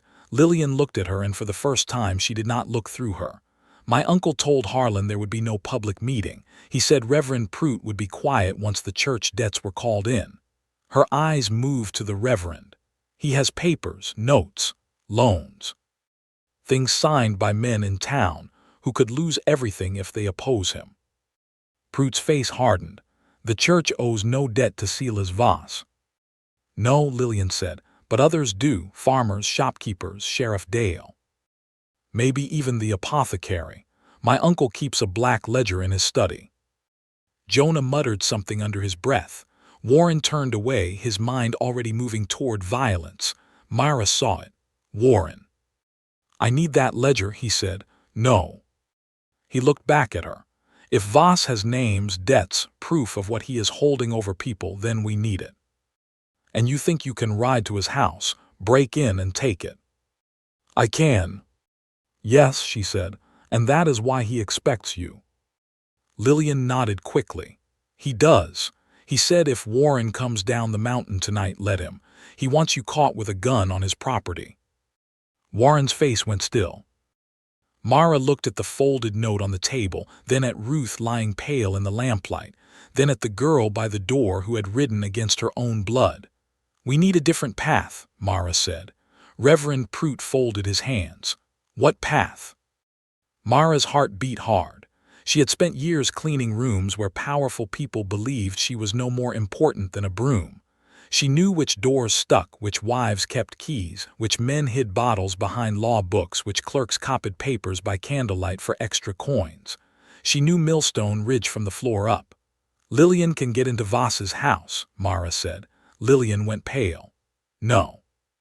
You already came this far. I came to warn you, not steal from my uncle. He is destroying people. He raised me. He used you, Warren said.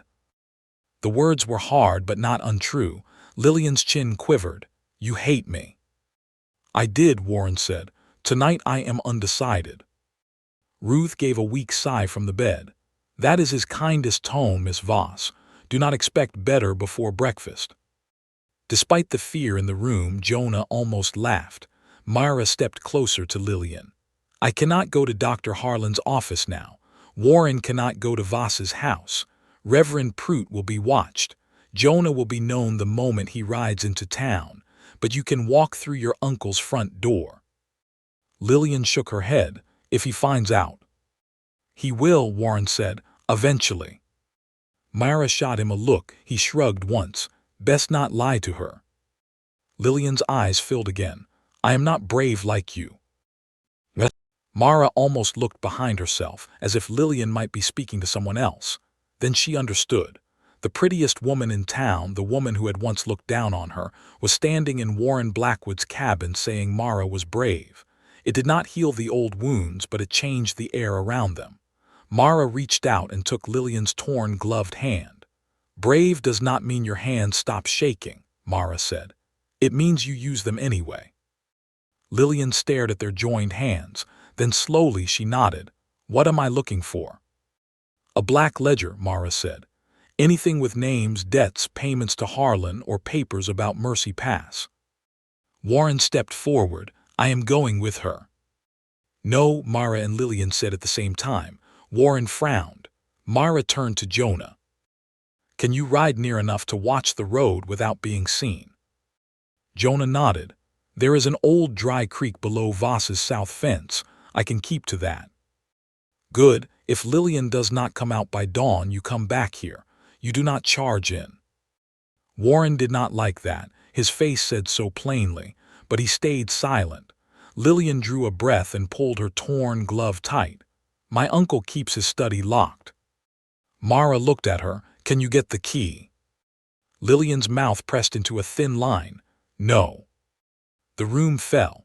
Then Lillian reached into her coat and pulled out a small silver key already warm from her palm. I already have it. Warren stared at her.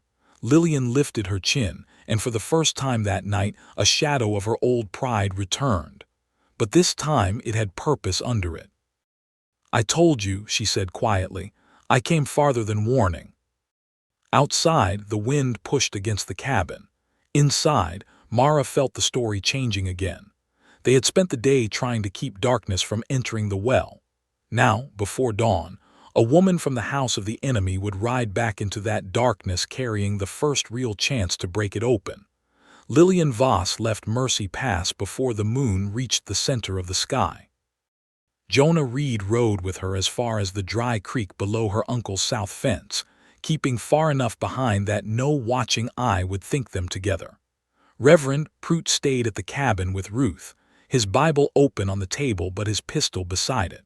Warren stood on the porch until the last sound of hooves sank into the dark. Mara watched him from the doorway. He did not turn around, but she knew his shoulders now.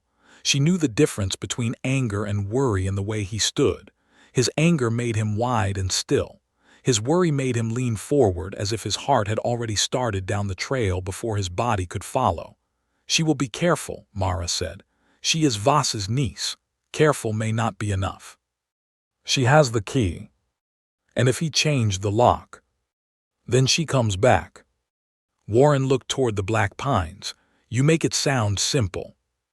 No, Mara said. I make it sound possible. Simple is for people who have never had to fight for anything. He glanced back at her then. The lamplight from inside caught half his face. The scar looked softer at night, less like damage and more like a road that had survived weather. You always speak like that, he asked. Like what? Like pain has been teaching you sermons. Mara looked down at her hands. Pain talks a great deal if no one else does. He was quiet after that. Inside, Ruth slept between treatments. Her breathing was steadier than it had been that morning, and when Mara had changed the cloth over her eyes, Ruth had seen the shape of Mara's hand before it touched her cheek. The old woman had smiled and whispered, still there, as if sight were a visitor she feared might leave while she slept. Reverend Prout sat near the fire, listening to every sound outside. Now and then he would look toward Mara with the expression of a man measuring not her body, but the burden she carried. At last he said, Miss Bell, tomorrow after church, if we gather the town, will you speak? Mara froze beside the stove. Warren turned from the porch. The question she had been avoiding stood in the room with its hat in its hands. I do not know, she said. The Reverend nodded once, as if that was an honest answer and not a cowardly one. People will not be kind at first, he said. Fear makes ears stubborn. I am used to unkindness. That does not mean you should have to be. Mara swallowed.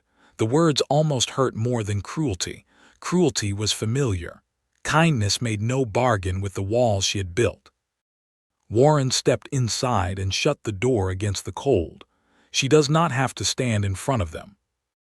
Ruth's voice came from the bedroom, sleepy but clear. Yes, she does. Everyone turned.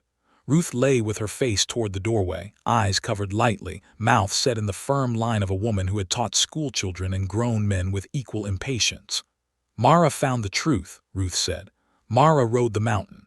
Mara held my pain when my own son could hardly bear to look at it. If the town hears it from Warren, they will call it revenge.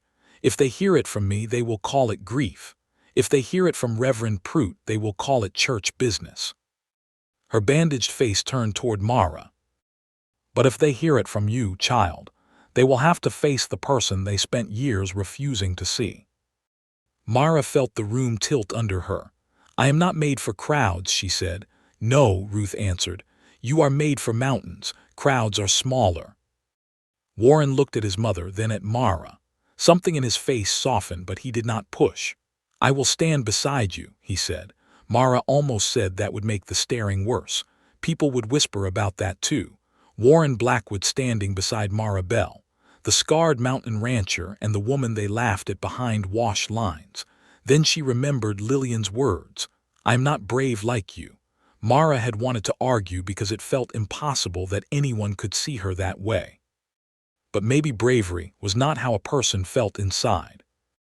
Maybe it was what remained when all the shame, fear, and trembling still did not make them step back. Before she could answer, Gideon lifted his head. A low growl came from his chest. Warren took the rifle from beside the door. The cabin went still. Then came a knock, not hard, not threatening. 3 quick taps, then 2 more. Jonah's signal. Warren opened the door and Jonah slipped inside with frost on his beard and a folded black book tucked under his coat. Lillian came behind him. She looked worse than when she had left. Her hair had fallen loose completely, her cheek was scratched, and there was mud along the side of her dress. But her eyes were bright with the wild shine of someone who had crossed fear and returned with proof. Mara hurried to her. "Are you hurt?" "No." Lillian took a breath, then corrected herself. "Not badly." Warren looked past her into the yard. "Were you followed?" Jonah shut the door. "Not to my knowing, but Voss's house is awake now." Lillian pulled the black book from under Jonah's coat and placed it on the table. "My uncle woke while I was in the study," she said. "I heard him in the hall. I had to climb out the side window." Reverend Prout stood. "Did he see you?" "No, but he will know. I left mud on the sill and I dropped a lamp chimney in the rose bushes." Jonah gave a dry grunt. "Girl came over that fence like a cat thrown from a church roof." Lillian's pride flickered faintly. "I did not scream." "No," Jonah said, "you hissed." Despite the fear, Ruth chuckled from the bedroom. Mara opened the black ledger. Inside were columns written in Mayor Voss's clean, elegant hand. Names, amounts, due dates, land parcels, notes beside some entries. Sheriff Dale note extended in exchange for cooperation. Dr. Harlan payment for Blackwood treatment. Ephraim Cole mountain work water wire warning. Mara's blood turned cold. She turned another page. There were more names, half the town, maybe more. The apothecary, the freight man, 2 farmers, Mrs. Alder from the boarding house. Even men who stood tall in public were bent small in Voss's private book. Reverend Prout leaned over her shoulder and read silently. His face hardened. "This is not debt-keeping," he said. "This is a cage." Warren pointed to a line near the bottom. "There." Mara followed his finger. Mercy Pass copper root. Blackwood resistance expected. Pressure through mother. If air removed or confined, acquire before rail survey. Ruth's breath caught from the bedroom. Lillian covered her mouth. Warren did not speak. His face went so still that Mara feared him more than if he had shouted. She placed her hand over the page before he could keep staring at the words. "Look at me," she said. He did not. "Warren." His eyes lifted to hers. She saw murder there, not loud, not wild, cold and ready. "He wanted this," Mara whispered. "He wrote it because he believed no one would ever open the book. Do not let him make a weapon out of your grief." Warren breathed once, hard through his nose. "I want him to pay." "He will. With law." "With truth first," Mara said. "Law after. And if law fails, the whole town will still know what he is." "That may not be enough." "It has to be," Reverend Prout said. "Because if we answer a wicked man with blood alone, the story becomes about the blood, not the wickedness." Warren stepped back from the table. The fight inside him was plain. He was a man built to protect with his hands, and now the only thing anyone asked of him was restraint. Ruth called softly, "Warren." His face broke at the sound of her voice. He went to the bedroom doorway. "I see your shadow," she said. "Come closer." He did. She reached until her hand found his sleeve. "I did not get my sight back so I could watch you throw your life away." He knelt beside her. "I cannot lose you too," Ruth whispered, his head lowered. "You will not." Mara closed the ledger and held it against her chest. For the first time, the path ahead was clear and terrible. They had proof now, enough to shake the town, enough to corner Mayor Voss, enough to make frightened men choose whether to remain afraid or stand upright. But proof did not walk into town by itself. Someone had to carry it. Mara looked at the black ledger, then at her mother's healing book lying beside Ruth's medicine. One book had kept people sick through fear. The other had brought a woman back toward light. By morning, both would be carried into Millstone Ridge, one to expose poison, one to prove healing. Mara lifted her eyes and found Warren watching her from beside his mother's bed. "I will speak," she said. The room went silent. Her voice shook, but she did not take the words back. "I will stand in front of them. I will tell them what I heard, what I saw, and what was written. I will not hide behind the wash line anymore." Warren rose slowly. No one clapped. No one cheered. It was too serious for that. But Ruth smiled from her bed, tears slipping beneath the soft cloth over her eyes. "Good," Ruth whispered. "Let the mountain speak." Outside, far down the trail, a bell began to ring in town. Once, twice. Then again and again, sharp and frantic through the night. Jonah moved to the window. "That is the fire bell," he said. Lillian's face went white. "No." Warren grabbed his rifle. "What?" Lillian turned toward Mara, horror filling her eyes. "My uncle," she whispered. "He said if the books ever left his house, he would burn the doctor's office and claim the evidence died there." Mara looked down at the black ledger in her arms. The fire bell kept ringing. And in the distance below Mercy Pass, Millstone Ridge began to glow orange against the night. The orange glow below Mercy Pass grew brighter with every passing second. At first, Mara thought only of Dr. Harlan's office. The ledgers, the shelves, the medicine bottles, the drawers where he might have hidden whatever other proof he kept. Then another thought came, colder and sharper. The apothecary was beside the office. 2 homes stood above it, and Millstone Ridge was built mostly of dry wood. Reverend Prout was already reaching for his coat. Jonah Reed shoved his hat down on his head and grabbed the rifle by the door. Lillian stood frozen near the table, her face pale as flour. Warren looked at Mara, then at the black ledger pressed against her chest. "We have the book," he said. "The main proof is here." "But people are down there," Mara answered. His jaw tightened.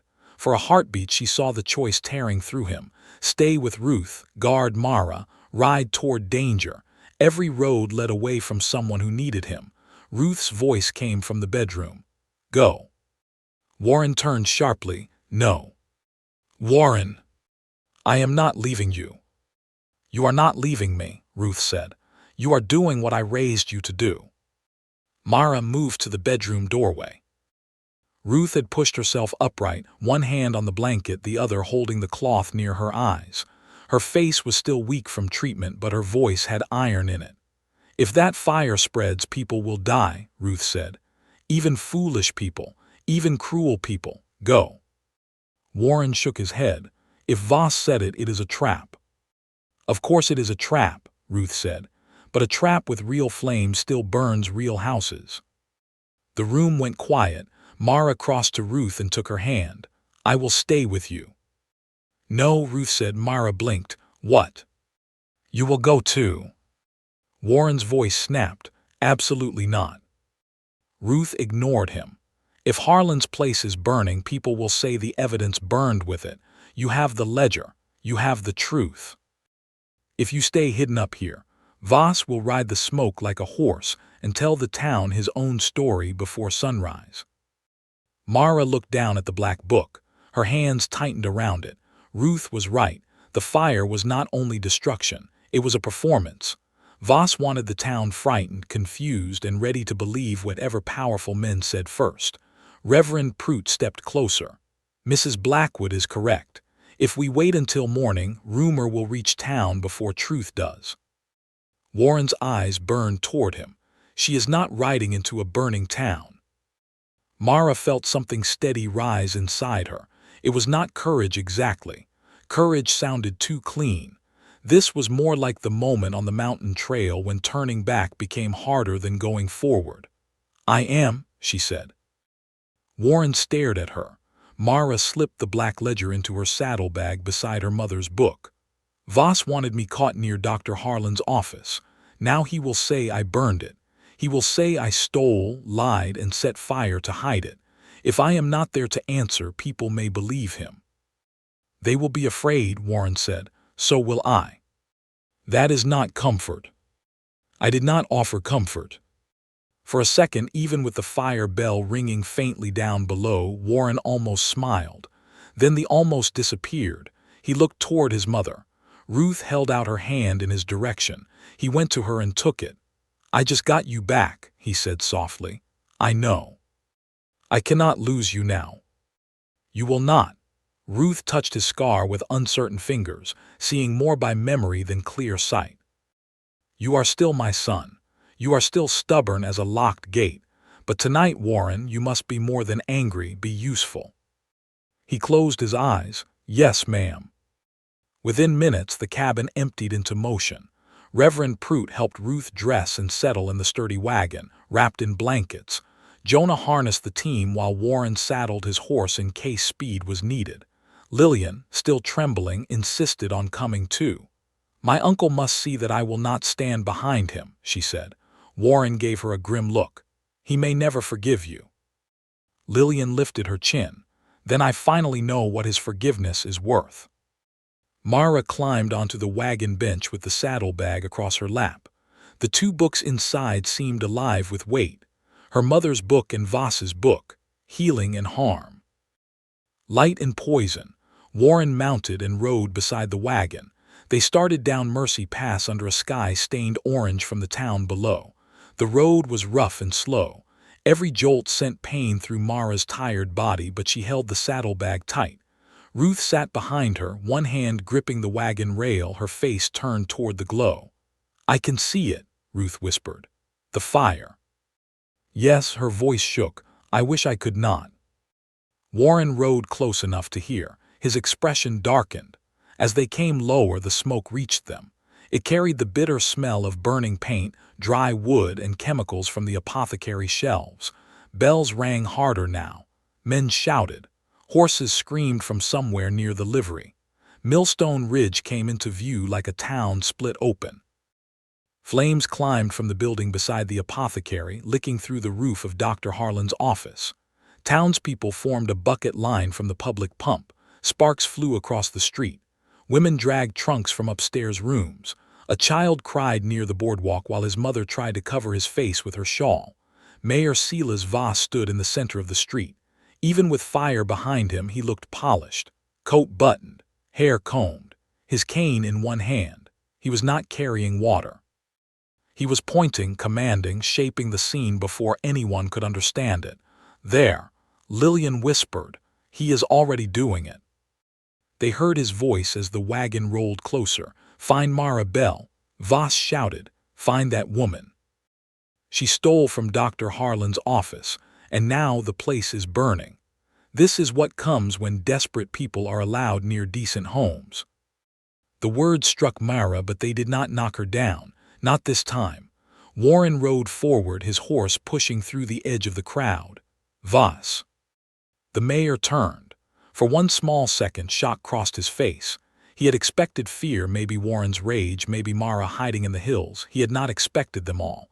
Warren, Mara, Ruth, Lillian, Reverend Prout, Jonah Reed, and the Black Ledger. The crowd began to turn. Someone gasped when they saw Ruth sitting upright in the wagon with her eyes open. She can see, a woman whispered. Lord, Ruth Blackwood can see. Dr. Harlan stood near the burning office with soot on his face and terror in his eyes. When he saw Mara, he looked toward Voss like a man watching his last bridge burn. Voss recovered quickly. Sheriff Dale, he called. Arrest Mara Bell. She broke into private property and set this fire to hide her crime. The sheriff stood near the bucket line, hat crooked, face gray with smoke and uncertainty. Mara climbed down from the wagon before Warren could help her. Her legs shook when her boots touched the dirt, but she stayed upright. She pulled the Black Ledger from the saddlebag and held it against her chest. I did not set this fire, she said. Her voice was not loud enough at first. The street was full of bells, flames, shouting, and water sloshing from buckets. Mara took one step onto the boardwalk, then another, until she stood high enough for more people to see her. I did not set this fire, she said again, louder.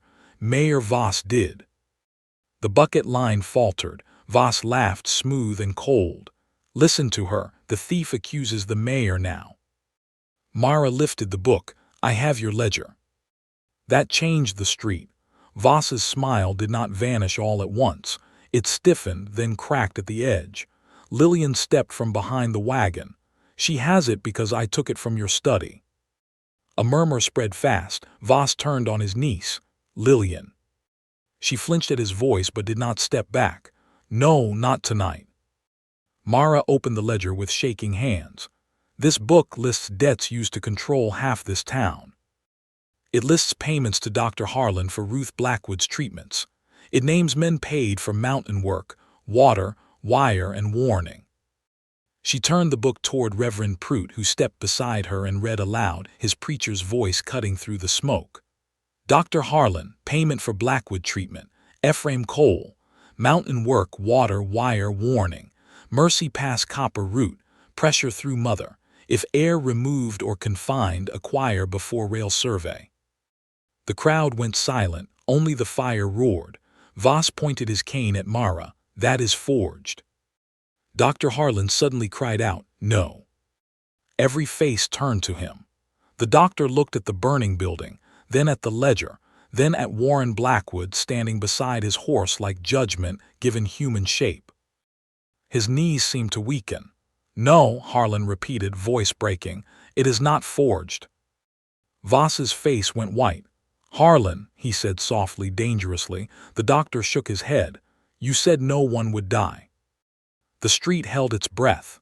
You said she would only go blind, Harlan continued, words spilling now like blood from a wound. You said Blackwood would sell and leave. You said the cattle poison was only to frighten him. Mara felt Warren go still beside her. The sheriff's hand moved toward his holster. Voss backed one step. The roof of Dr. Harlan's office caved in with a roar, throwing sparks high into the night. People screamed and scattered back. For one moment, the whole street turned toward the fire.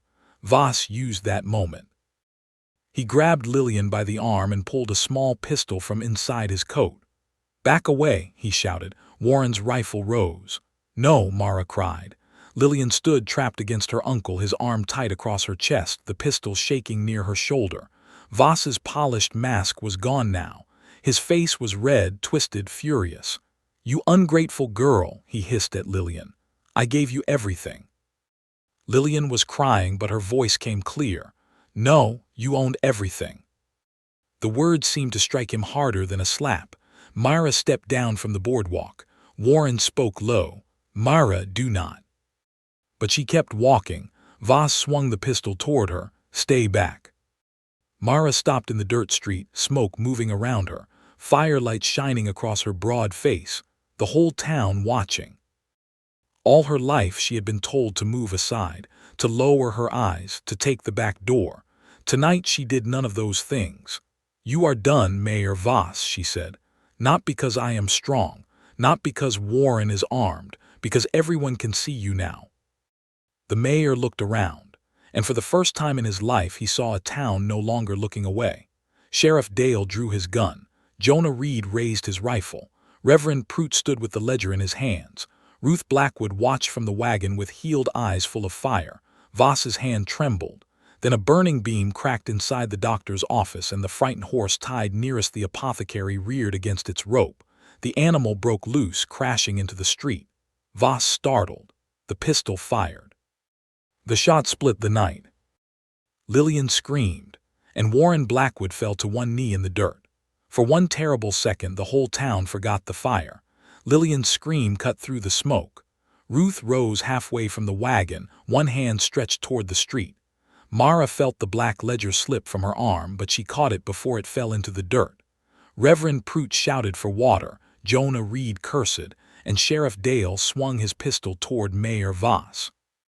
Warren Blackwood was on one knee in the street, one hand pressed against his left side. Blood darkened his coat. Mara could not hear her own cry, but she felt it tear out of her. She ran. Voss still held the pistol, but his hand was shaking now. His eyes were wide, not with guilt, but with rage that his perfect ending had turned wild. Lillian twisted free of him and stumbled away. The sheriff moved then, fast at last, striking Voss's wrist with the barrel of his gun. The pistol hit the dirt. Jonah Reed crossed the street in 3 strides and drove Voss against the hitching rail. "Move again," Jonah growled, "and I will forget I promised the Reverend I would behave." Voss shouted something. Mara did not hear it. She reached Warren and dropped to her knees so hard the impact shot pain up her legs. "Warren." He looked at her. His face was pale beneath the dirt and firelight, but his eyes were clear. "I am all right." "No, you are not. I have had worse." "That is not comfort." His mouth twitched, though pain tightened the edges. "You said that to me. And you should have listened better." Her hands moved before fear could stop them. She pulled his coat open, then his shirt. The bullet had torn along his side, not deep into the belly. A grazing wound, ugly and bleeding hard, but not the death blow her heart had imagined. Relief nearly made her weak. She pressed folded cloth from her apron against the wound. Warren sucked in a sharp breath. "Stay with me," she said. "I am not going anywhere." "You do not get to decide that alone." His eyes found hers, and even in pain something warm moved through them. "Yes, ma'am." Around them the town seemed to wake again.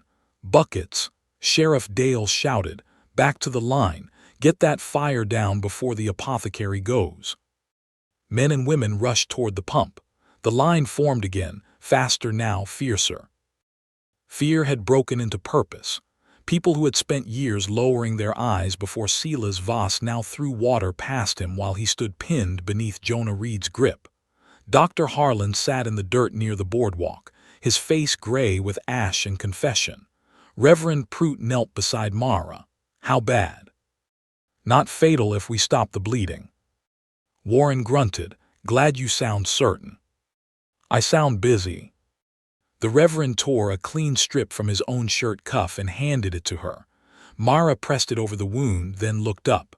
"I need hot water, whiskey, clean cloth, and a table." Mrs. Alder, the boarding house owner, stood frozen at the edge of the crowd. Mara looked at her. The woman flinched as if expecting an accusation. Mara gave her none. "Your dining room is closest." "Mrs." Alder hesitated only a second. "Bring him." Warren tried to stand on his own, failed, and cursed under his breath. Jonah left Voss to 2 deputies and came at once. Between Jonah and the sheriff, they got Warren upright. Mara walked beside him with one hand pressed to the bandage. "Do not look so scared," Warren murmured. "I am not scared." "You are lying." "I learned from a stubborn man." He breathed a laugh, then winced. They carried him into the boarding house.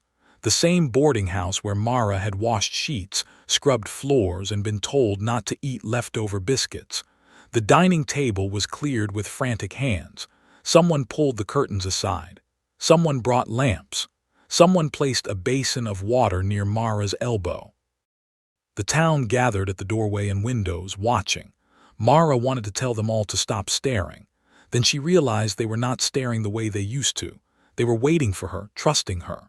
The weight of it frightened her more than cruelty ever had. She cleaned Warren's wound with water first. He clenched his jaw but did not cry out. When she poured whiskey along the torn flesh, his hand shot out and grabbed the edge of the table hard enough to make it creak. "Still had worse?" she asked. His eyes squeezed shut. "I may have spoken too soon." A small laugh passed through the room. Nervous, brief, but human. Even Mrs. Alder pressed a hand to her mouth. Mara worked quickly.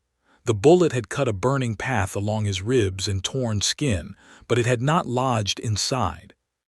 She packed the wound with clean cloth and bound it tight. Her mother's book had taught her how to slow blood, how to watch breath, how to see when a man's color meant danger and when it meant pain. Warren watched her face while she worked. Not the crowd, not the wound, her. When the bandage was tied, Mara sat back and wiped her hands. Only then did she realize they were shaking. Warren reached for her wrist. "You saved me." "You were not dying." "You saved me anyway." She looked down because tears had gathered too quickly. Before she could answer, Ruth entered the dining room. Reverend Prout helped her, but she walked on her own. Her eyes were uncovered now. Red, tired, not fully healed, but open. She saw Warren on the table and made a sound no mother should have to make. "I am all right, Ma," Warren said. Ruth came to him and touched his face, then his bandaged side, then Mara's shoulder. "This girl is going to wear herself into dust-saving Blackwoods," Ruth whispered. Mara tried to smile. "You are difficult patients." "Runs in the family," Ruth said, and kissed Warren's forehead. Outside, the fire bell finally slowed. The doctor's office was gone, but the apothecary stood blackened and smoking, saved by the bucket line. No homes had burned. No children had been hurt. For that the town breathed again. But the real fire had only moved. It now burned in the meeting hall. Sheriff Dale brought Silas Voss inside with his hands bound. Dr. Harlan followed under guard, his shoulders bent, his fine coat stained with ash. Lillian came behind them, silent and pale, but she did not look away from her uncle. The sheriff stood near the doorway of the boarding house dining room. "Mara Bell," he said, and for once her full name sounded like it belonged in an official room. "Can you still speak before the town?" Warren pushed up on one elbow. "She just stopped me from bleeding all over Mrs. Alder's table. Give her a minute." Mara placed a firm hand on his chest and pushed him back down. "I can speak," she said. Warren stared at her. "Mara." She met his eyes. "This ends while everyone is awake enough to remember it." Ruth nodded. "That is my girl." "My girl." The words moved through Mara quietly and stayed there. The meeting did not happen in the hall as planned. It happened in the street under smoke and firelight because no room could hold the people now. Men stood with soot on their faces. Women held shawls around sleeping children. The sheriff stood beside Voss and Harlan. Reverend Prout held the black ledger. Jonah held Voss's pistol wrapped in a cloth. Mara stepped onto the boarding house porch. The whole town turned toward her. Her old fear rose at once. It told her to step back, to lower her eyes, to become useful and invisible again. It reminded her of wash lines and whispers, of laughter by the fence, of every name she had swallowed. Then Warren's voice came from behind her, weak but clear. "Stand tall, Mara." She did. She held her mother's book in one hand and pointed to the black ledger in Reverend Prout's arms. "One book saved Ruth Blackwood's sight," she said. "The other tried to take it." No one spoke. Mara continued. "For years, this town believed power meant money, office, fine clothes, and men who sat at big tables. Tonight you saw what that kind of power did. It poisoned wells. It blinded a mother. It burned its own proof. It held debts over honest families and called it business." Voss lifted his head. "You ignorant woman." Sheriff Dale struck the porch post with his hand. "Silence." The mayor's mouth snapped shut. Mara looked at the sheriff, surprised. He looked ashamed, but he did not look away. She turned back to the crowd. "I cleaned your houses. I washed your sheets. I scrubbed the floors where these men spoke freely because they thought I did not matter. But I heard them. I heard their plans. I heard Dr. Harlan say Ruth Blackwood would be blind. I heard Mayor Voss speak of Mercy Pass as if grief were a price he could bargain with." A woman in the crowd began to cry. Mara saw Mrs. Alder near the front, hands clasped tightly. Abigail Crane stood beside her, the same woman who had laughed at Mara's size by the clothesline. Tonight, Abigail's eyes were lowered. Mara's voice steadied. "I did not come forward because I was brave. I came because Ruth once showed kindness to a child everyone else stepped around. I came because my mother taught me that healing is not only for wounds people can see. Sometimes a whole town has poison under its skin." Reverend Prout opened the black ledger and read the entries aloud. Payments to Harlan. Debts held over the sheriff. Money given to Ephraim Cole for water and wire. Notes about Mercy Pass and pressure through Ruth. Plans to have Warren confined or removed. With each line the town grew quieter, not peaceful quiet, judgment quiet. Dr. Harlan broke before the ledger was finished. "He made me do it," he said. "Voss said he would ruin me. He said he would tell everyone about the morphine accounts, the false bills. I only meant to cloud her vision enough to frighten Blackwood. I never meant." "You meant enough," Ruth called from the porch doorway. Harlan stopped. Ruth stepped forward, supported by Lillian on one side and Mrs. Alder on the other. The sight of those three women together silenced even the restless horses. Ruth looked directly at Dr. Harlan. "You put poison in my eyes and called it medicine," she said. "You listened to me cry because I could not see my son, and still you came back with your little bottle." Harlan covered his face. Then Ruth turned to Voss. "And you," she said, "you thought my son's grief was a gate you could force open. You thought my dead boys were old dust. You thought Mara Bell was nobody." Voss's face twisted. "She was nobody until I—" "No," Warren said from behind Mara. He had risen from the table despite every order to stay down. He stood in the boarding house doorway, pale and bandaged, one hand braced against the frame. "She was never nobody," he said. "We were just too blind to see her." The street went still. Mara felt the words enter her like light entering a room that had been shut for years. Sheriff Dale took off his hat. Then one by one other men did the same, not for Warren, for her. Mara could not speak for a moment. Voss saw the town slipping from him and tried one last time. "You fools," he shouted. "You think this ends clean. Half of you owe me money. I hold your notes, your land, your stores. Your names are in that book too." Reverend Prout lifted the ledger. "Then this book goes to the territorial judge in Ashford." Sheriff Dale nodded slowly. "And so do you." The mayor stared at him. "I own you." The sheriff's face flushed with shame. "You did." That was the moment Silas Voss truly lost. Not when the pistol fell. Not when the ledger opened. Not when Dr. Harlan confessed. He lost when the first frightened man stopped being frightened. The deputies took Voss and Harlan toward the jail. The crowd did not cheer, it watched. Sometimes justice was too heavy for cheering. Mara stepped down from the porch. Her legs almost gave way, but Warren's hand found her elbow. He should not have been standing. He could barely hold himself straight, but he was there. "You did it," he said. "No," she whispered, looking at the smoke, the faces, the broken shape of a town beginning to understand itself. "We opened the wound." He followed her gaze. "And now?" Myra looked at her mother's book, then at the place where Dr. Harlan's office had burned. "Now we see if it heals." From the jail down the street came Voss's voice, shouting threats into the night. Then another sound rose over it. A low crack from the blackened remains of the doctor's office. Mara turned. The rear wall, weakened by flame, collapsed inward. Sparks flew up, lighting the dark like angry stars. And beneath the fallen wall, half buried under ash and broken timber, something metal gleamed. Jonah Reed saw it too. "Well," he said slowly, "looks like the fire did not eat everything after all." Mara took one step toward the ruins, her heart beginning to pound again. Because whatever lay in the ashes had been hidden under Dr. Harlan's floor. The metal glint beneath the burned wall was no larger than a coin at first. Then Jonah Reed stepped into the smoking ruins with a shovel in one hand and his hat pulled low against the heat. The crowd stayed back along the street, quiet now, tired from fire and truth but not ready to go home.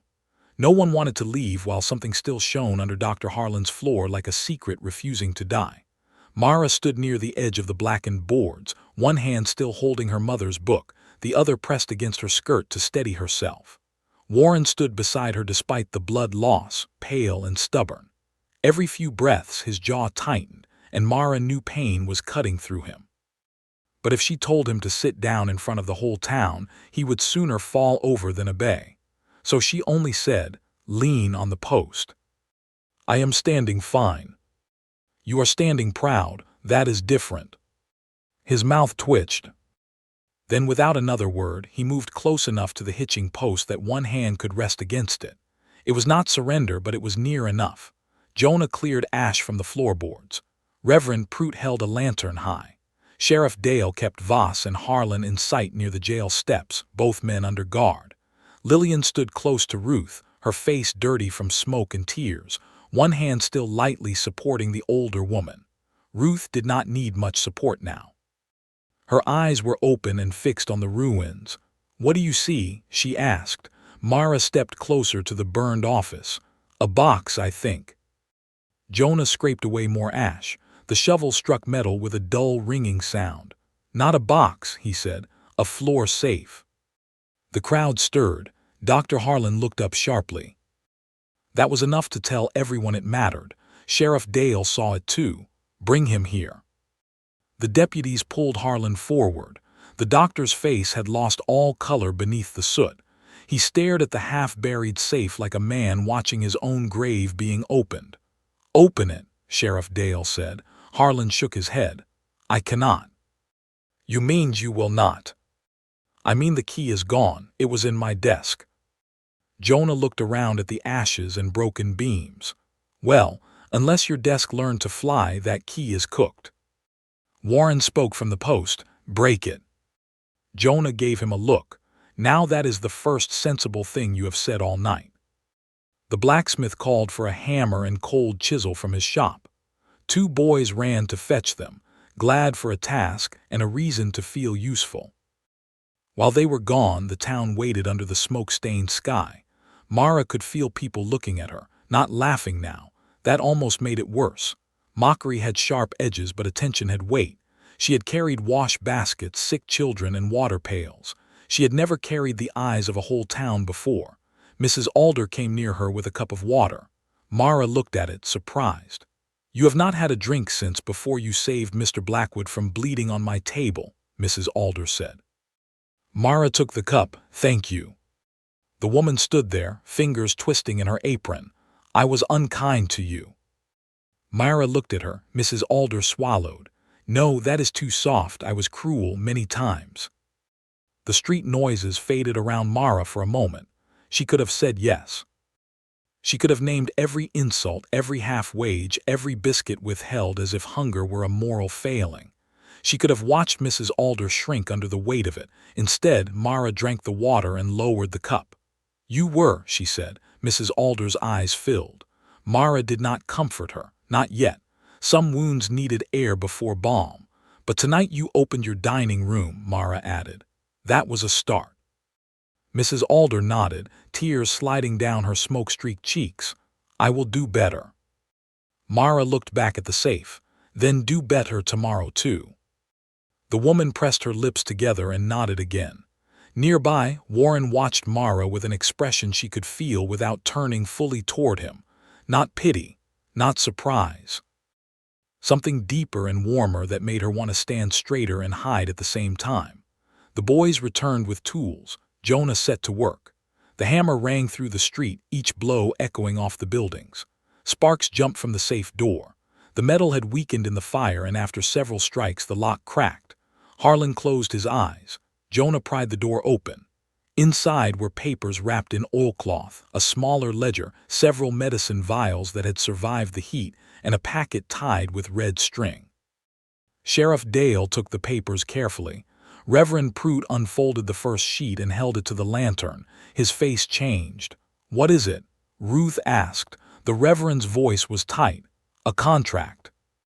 "With whom?" Warren asked. Prout looked at Harlan.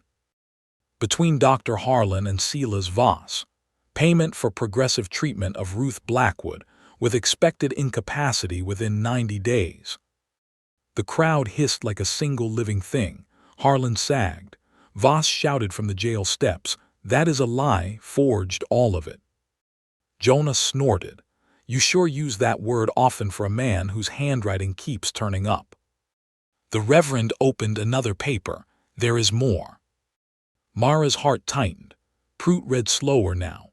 "Transfer agreement for Mercy past copper access rights, unsigned by Warren Blackwood, but prepared for filing upon legal incapacity or death." Warren's hand tightened on the post. Mara stepped closer to him without thinking. His eyes moved to her, and some of the rage in his face steadied. The sheriff took another packet. "What are these?" Lillian moved forward, her face pale. "I know that red string. My uncle uses it for private correspondence." Voss began to struggle against the deputies. "Lillian, you will hold your tongue." She flinched, but Ruth's hand found her arm. The older woman's voice was firm. "Stand where you are, girl." Lillian did. Sheriff Dale opened the packet and pulled out letters. He read the first silently, then looked at Voss in disgust. "Read it," Warren said. The sheriff hesitated. "Read it," Ruth said. Sheriff Dale cleared his throat. Instructions to Ephraim Cole: cut north pasture wire. Avoid killing too many head before second warning. If Blackwood rides armed into town, make sure witnesses see him threaten the mayor. A hard murmur passed through the crowd. Another letter. Dr. Harlan to increase dose if Ruth Blackwood shows improvement. Do not allow outside women or root healers near the patient. Mara felt cold ripple through her. Outside women, root healers, they had feared her before they knew her name. Prout took the final paper from the sheriff. His hand slowed as he opened it. What is it? Jonah asked. The Reverend did not answer at first. He looked at Ruth, then at Warren, then at Mara. His silence frightened her. Warren pushed away from the post despite the pain. Read it. Prout's voice lowered. It concerns the mine. Ruth's face went still. Warren did not move at all. Prout read. Gideon Pike confirms lower timbers unsafe. Repairs delayed by agreement with S. Voss pending acquisition discussion. Risk acceptable due to low legal standing of labor families. In event of collapse, liability to remain with Pike Mining. The street seemed to vanish around Mara. She heard Ruth make a sound, soft and broken. Warren's face changed in a way Mara would never forget. Not anger first, not rage. The first thing was grief, pure, stunned grief, as if 12 years had folded in half and placed him back beside two graves with fresh dirt on his boots. Risk acceptable, he repeated. No one spoke. Even Voss fell silent. Warren took one step toward the jail, then stopped. Mara saw his hand move toward his gun belt. She reached him before anyone else could. Her hand closed around his wrist. He looked down at her. His eyes were no longer blue in the firelight. They were dark with every violent thing grief had ever whispered. Mara, he said, warning and pleading at once. No. He knew. I know. He let them go down there. I know. My brothers. I know. His breath shook. Mara held his wrist with both hands now. She was strong, but if he truly wanted to pull away, he could. They both knew it. The question was not whether she could stop him. The question was whether he would let her. He does not get your life too, she whispered. Warren's jaw clenched. His whole body trembled under her grip. Behind them, Ruth spoke, her voice breaking but clear. Warren, look at me. He did not. Look at me, son. Slowly, he turned. Ruth stood near the wagon with Lillian's hand under her arm. Her eyes were full of tears, but they were open, seeing, alive. I buried 2 boys because of him, Ruth said. Do not make me lose the 3rd because of him too. That did what Mara's strength could not. Warren's hand opened. The gun stayed in its holster. Mara let out a breath she had not known she was holding. Sheriff Dale stepped toward Voss, his face ashamed and resolute. Silas Voss, you are now additionally charged in connection with the deaths of Daniel and Peter Blackwood, conspiracy to commit land fraud, attempted poisoning, arson, and attempted murder. Voss's face twisted. You cannot prove the fire. A voice came from the crowd. Yes, they can. Everyone turned. Ephraim Cole stood near the edge of the street, hat in hand, face bruised and dirty. One sleeve was burned. He looked like a man who had run until guilt caught him by the throat. Jonah raised his rifle. That is far enough. Cole lifted both hands. I am done running. Voss shouted, you fool. Cole did not look at him. He looked at Sheriff Dale. I set the fire, he said. Mayor Voss ordered it. Dr. Harlan knew. I was told to burn the office after the Black Ledger left the house and make it look like Mara Bell did it. I was told to poison the trough too, cut the wire, leave the note. The crowd erupted. Sheriff Dale motioned sharply for silence. Why confess now? Cole looked at Mara. Shame bent his face. Because she fired beside me at the well, he said. Not at me, beside me. She could have killed me and did not. Then tonight Voss told me if I was caught, he would say I acted alone. His mouth tightened. I have done wicked things, but I will not hang alone so he can keep clean hands. Voss cursed him so violently the deputies shoved him back. Cole kept speaking. There is another thing, he said. Voss sent a rider to Ashford before the fire. He means to claim Warren Blackwood attacked him first. He has a judge there who owes him money." Reverend Prout turned to Sheriff Dale. "Then we cannot wait." "No," the sheriff said. "At first light we ride to Ashford with the ledgers, the contracts, the letters, Dr. Harlan, Cole, and Voss in custody." Voss laughed then. It was not the smooth laugh of a mayor anymore. It was bitter, cracked, and ugly. "You think this ends because a cleaning woman found a book?" He spat. "You think one fat girl with root paste changes the order of the world?" The old insult hit the street like a slap. Mara felt it. Of course she felt it. The old wound still knew its name. But this time, before Warren could move, before Ruth could speak, before anyone could defend her, Mara stepped forward herself. She faced Silas Voss with smoke in her hair, ash on her dress, and her mother's book in her hand. "No," she said, "I do not change the order of the world." Her voice was quiet, but it carried. "I just refuse to stay in the place men like you built for me." Voss stared at her with hate bright in his eyes. Mara looked back without lowering hers. Then Mrs. Alder stepped from the crowd and stood beside Mara. Then Abigail Crane. Then Lillian Voss. Then Ruth Blackwood. One by one, women who had whispered, suffered, obeyed, hidden, regretted, or stayed silent stepped forward until Mara was no longer standing alone. Warren looked at them. The whole town did. And in that moment Millstone Ridge changed more than it knew. Not fully, not cleanly. No town healed in a single night, but the poison had come out where everyone could see it. And healing, Mara knew, always began there. The sheriff took Voss away. The crowd slowly parted. Warren swayed. Mara saw it at once and reached for him. This time he did not pretend he was fine. He let her take his arm. "You need to lie down," she said. "I need to ride to Ashford." "You need stitches." "I need justice." "You need both. One starts with sitting." His tired eyes met hers. A faint smile touched his mouth. "You are bossy when holding medical supplies." "I am bossy without them too." "I noticed." Mara helped him back toward the boarding house. Behind them, dawn had not come yet, but the eastern edge of the sky had begun to loosen from black into gray. Ruth watched the light grow. Then she smiled. "I can see morning," she whispered. Mara turned back. For one quiet heartbeat, all the fire, smoke, blood, and grief stood still before those words. Ruth could see morning. And far beneath the ash of Dr. Harlan's office, the truth had survived the flames. Dawn found Millstone Ridge still smelling of smoke.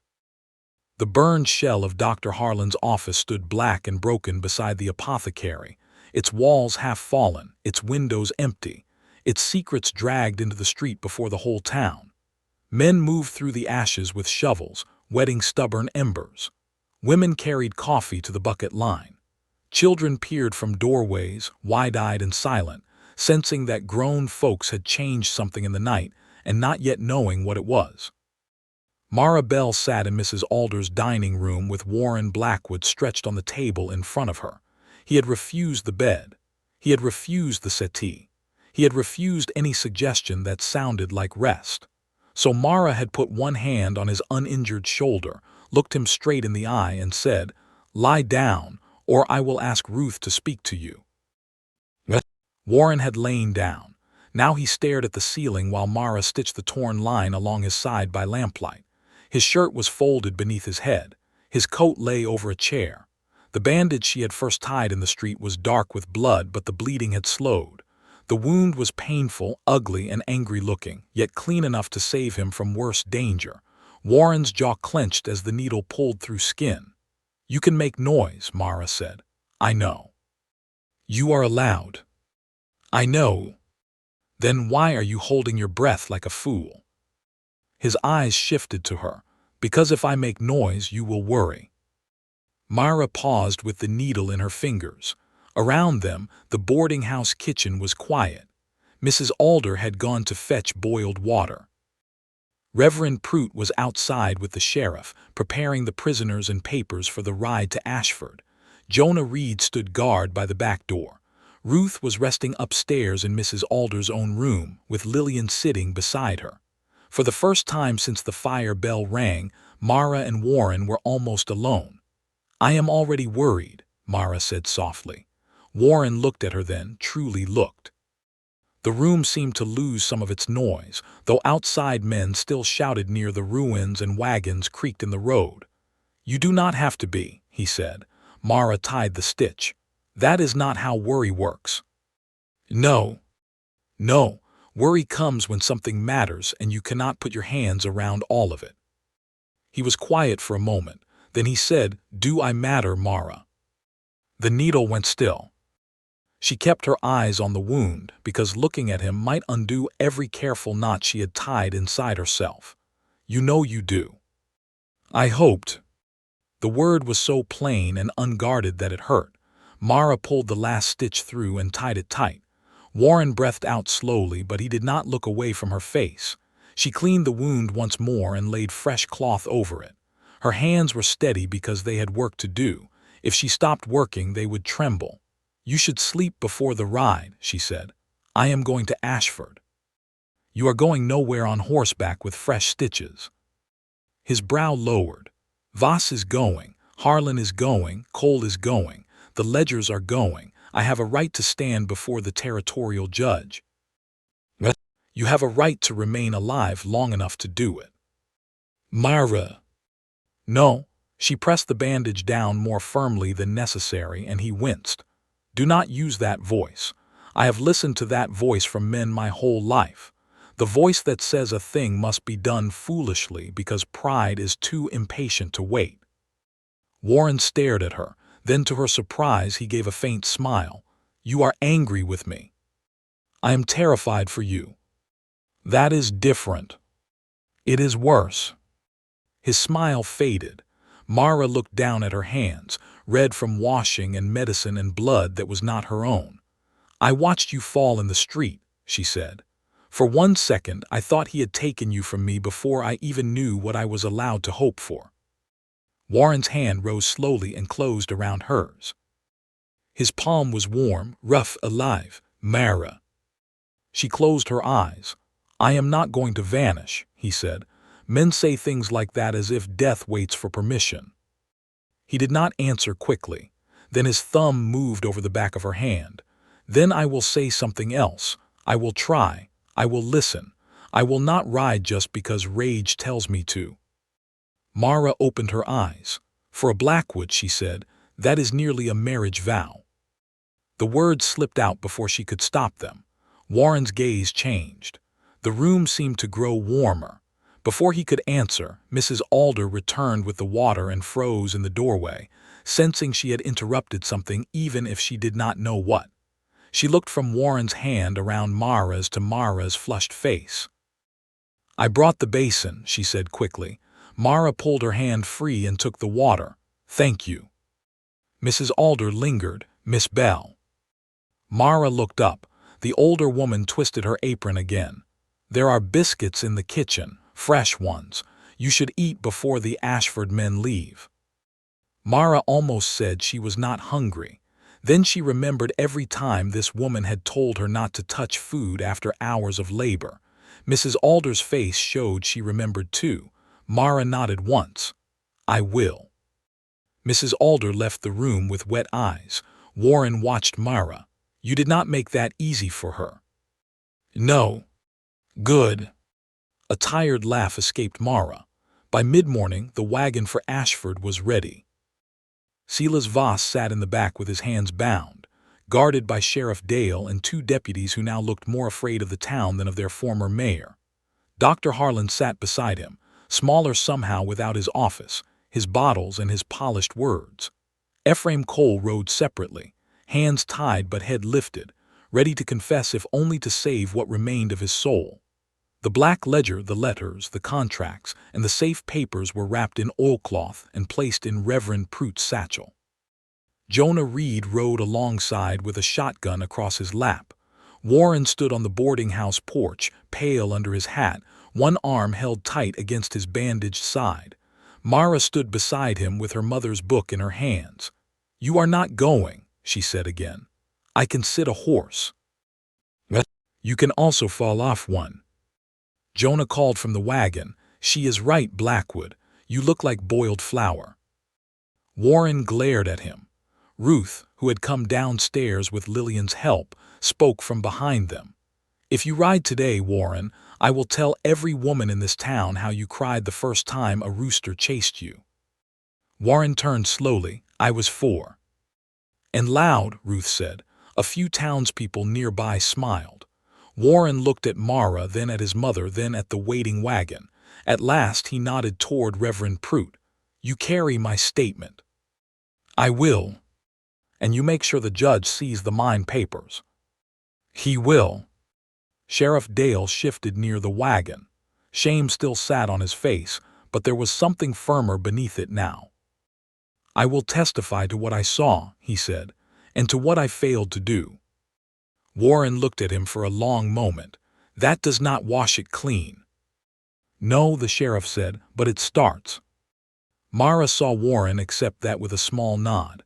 Voss laughed from the wagon, his hair disordered, his fine suit stained with smoke. "Listen to you all. A preacher, a coward sheriff, a drunken blacksmith, and a washwoman. You think Ashford will care. You think courts belong to people like you." No one answered. That angered him more. His eyes fixed on Mara. "You will regret this most of all. They may clap for you today, girl, but tomorrow they will remember what you are." Mara felt the old wound stir. It was weaker now, not gone, maybe never gone, but weaker. She stepped down from the porch and walked to the wagon. Warren reached as if to stop her, then let his hand fall. Mara stood before Silas Voss. "I know what I am," she said. Voss sneered. "I am Evelyn Bell's daughter. I am the woman who saved Ruth Blackwood's sight. I am the woman who heard you when you thought I was furniture. I am the woman your fire failed to silence." Her voice did not rise. It did not need to. "And when you sit before that judge, remember this. You were brought down by every person you thought was too small to matter." Voss's face darkened. Before he could answer, Sheriff Dale struck the wagon side. "Move out." The wheels began to turn. People watched the prisoners leave town. There was no cheering again. Only a long, solemn quiet as the wagon rolled east toward Ashford, carrying the town's poison out in the open. When it disappeared beyond the bend, Millstone Ridge seemed to exhale. But exhaling was not the same as healing. By noon, apologies began finding Mara like stray dogs. Abigail Crane came first. She stood outside Mrs. Alder's boarding house, twisting a handkerchief until it looked ready to tear. "I said awful things by the wash line," Abigail whispered. "Yes," Mara said. "I thought saying them made me feel above someone." Abigail's lips trembled. "It did not. It only made me smaller." Mara studied her. There was no easy answer to old cruelty. Forgiveness was not a coin someone could demand because they finally felt poor. "My mother used to say a wound closes best when cleaned properly," Mara said. "That means it hurts first." Abigail nodded through tears. "I will not pretend I forgot," Mara added, "but I will not spend my life carrying you on my back either." "I understand." "Then start by never letting your children speak that way to anyone." Abigail covered her mouth and nodded. Others came after her.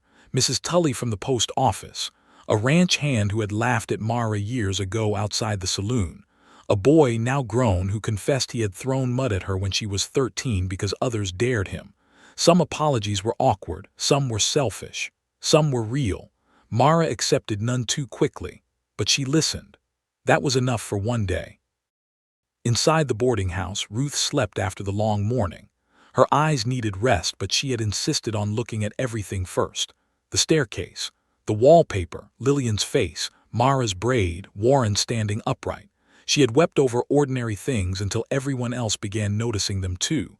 Lillian sat alone in the parlor when Mara found her. Her fine dress was smoke-stained. Her hands were bare now, the torn gloves folded in her lap. "I have nowhere to go," Lillian said before Mara could speak. Mara sat across from her. The chair creaked beneath her, and for once she did not flinch at the sound. "Your uncle's house." Lillian shook her head. "It never felt like mine. Now it feels worse." "You have money." "Some, not enough to be grand." A small, broken smile touched her mouth. "Maybe grand is not as useful as I thought." Mara looked at her carefully. Why are you telling me? Lillian's eyes lifted. Because I do not know how to become someone else. The honesty surprised Mara. Outside, men shouted near the burned office, pulling down unstable beams. Life was already trying to resume, but some lives would not fit back into old shapes. You do not become someone else in a day, Mara said. How long did it take you? Mara almost laughed. I'm not sure I have finished. Lillian looked toward the window. I was cruel to you. Yes. I was cruel to Warren too. Yes. You do not soften much, do you? Not when the truth is already hard enough. Lillian nodded slowly, then her voice dropped. When I called him a brute, I wanted to hurt him because he refused me, but I think part of me envied him. Warren. He was scarred where everyone could see it. People looked and knew he had suffered. I was raised in a house where everything ugly had to be hidden under manners. Mara said nothing. Lillian pressed the gloves in her lap. I do not ask you to like me. Good. But if there is work to do, real work I can learn. Mara leaned back. A week ago, she would have thought Lillian Voss asking her for work was a dream born from fever. Now the world had turned so far that nothing seemed impossible, only difficult. Ruth will need help while her eyes heal, Mara said. She is stubborn and will pretend she can do more than she should. Like her son. Exactly like her son. Lillian looked toward the dining room where Warren rested under orders he disliked. Would she allow me?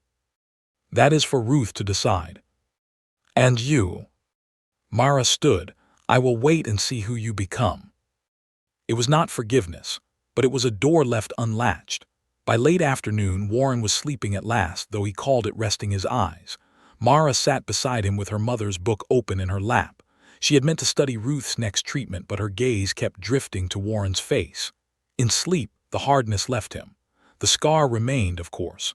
So did the lines of grief around his mouth. But without anger holding them up, they looked less like warnings and more like history.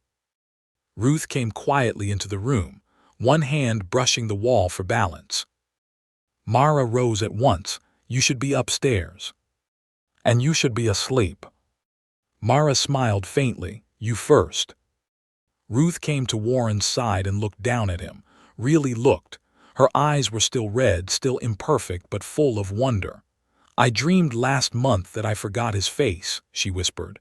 Can you imagine that? Forgetting your child's face while he is still alive. Mara's heart tightened. No. I can see it now.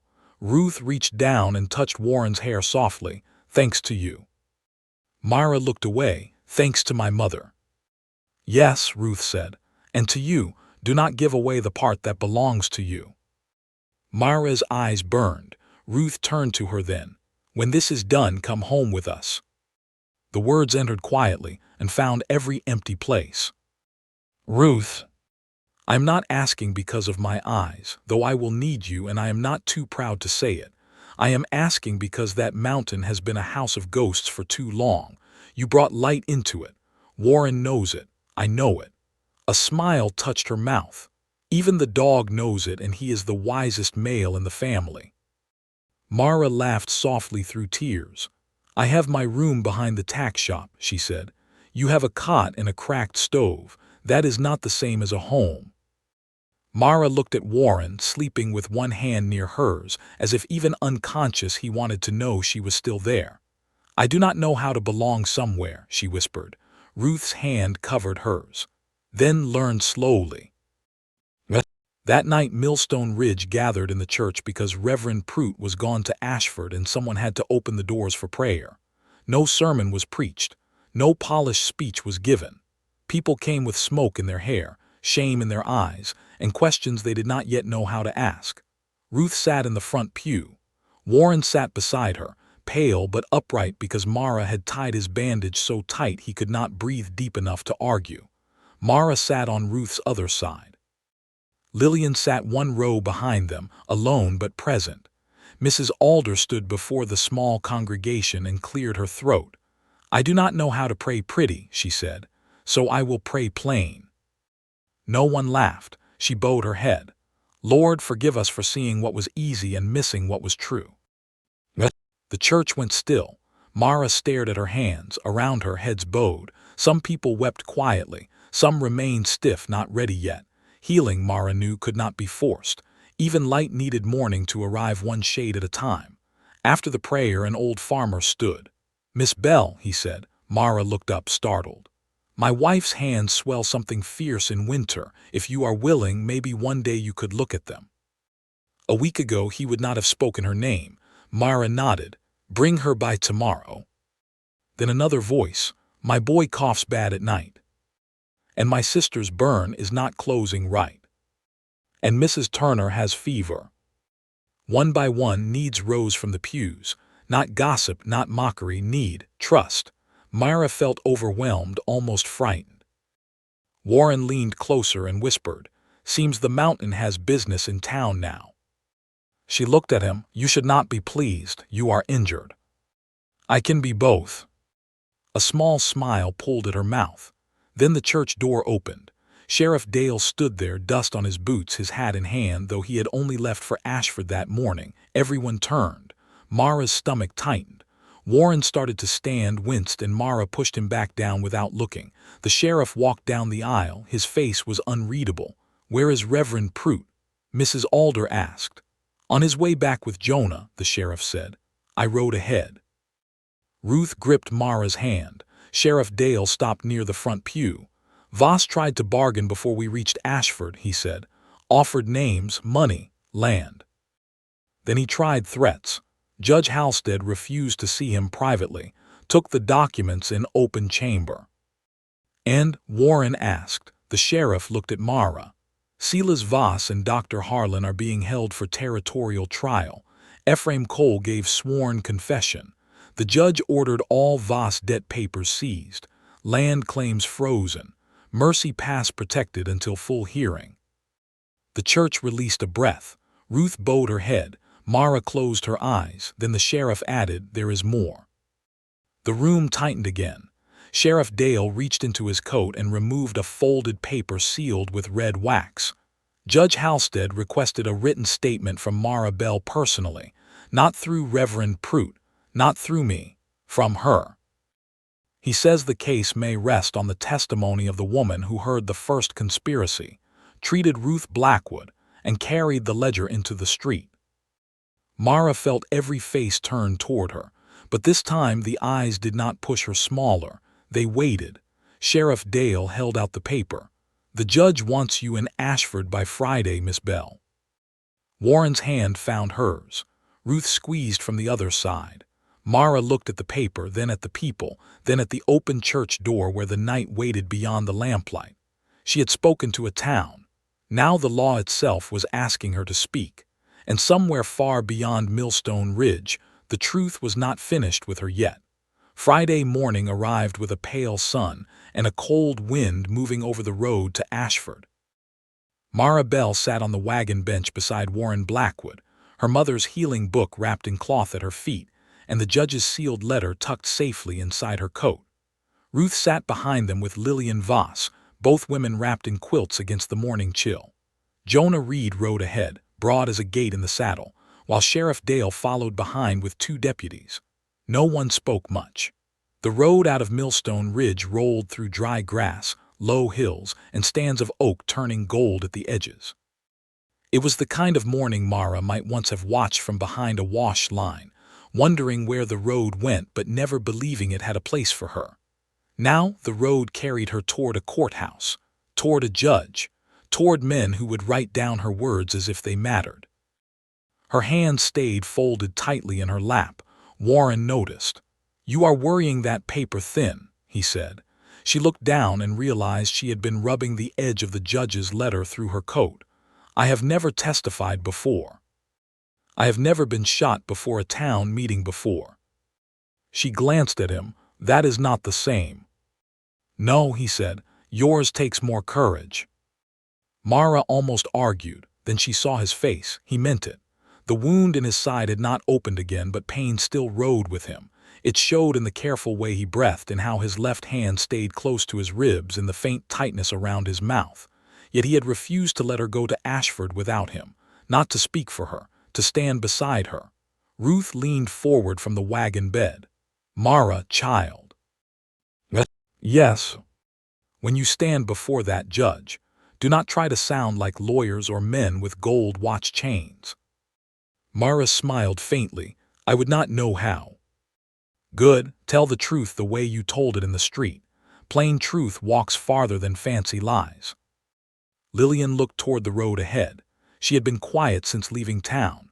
Her fine clothes were gone now, replaced by a simple borrowed dress and a dark shawl. Without all the polish, she looked younger, sadder too, but there was peace in her face that had not been there before. "My uncle will try to make you feel small," Lillian said. Mara's stomach tightened. "He always does that when he is afraid," Lillian continued. "He finds the tender place and presses. Do not let him make his fear sound like your shame." Mara looked back at her.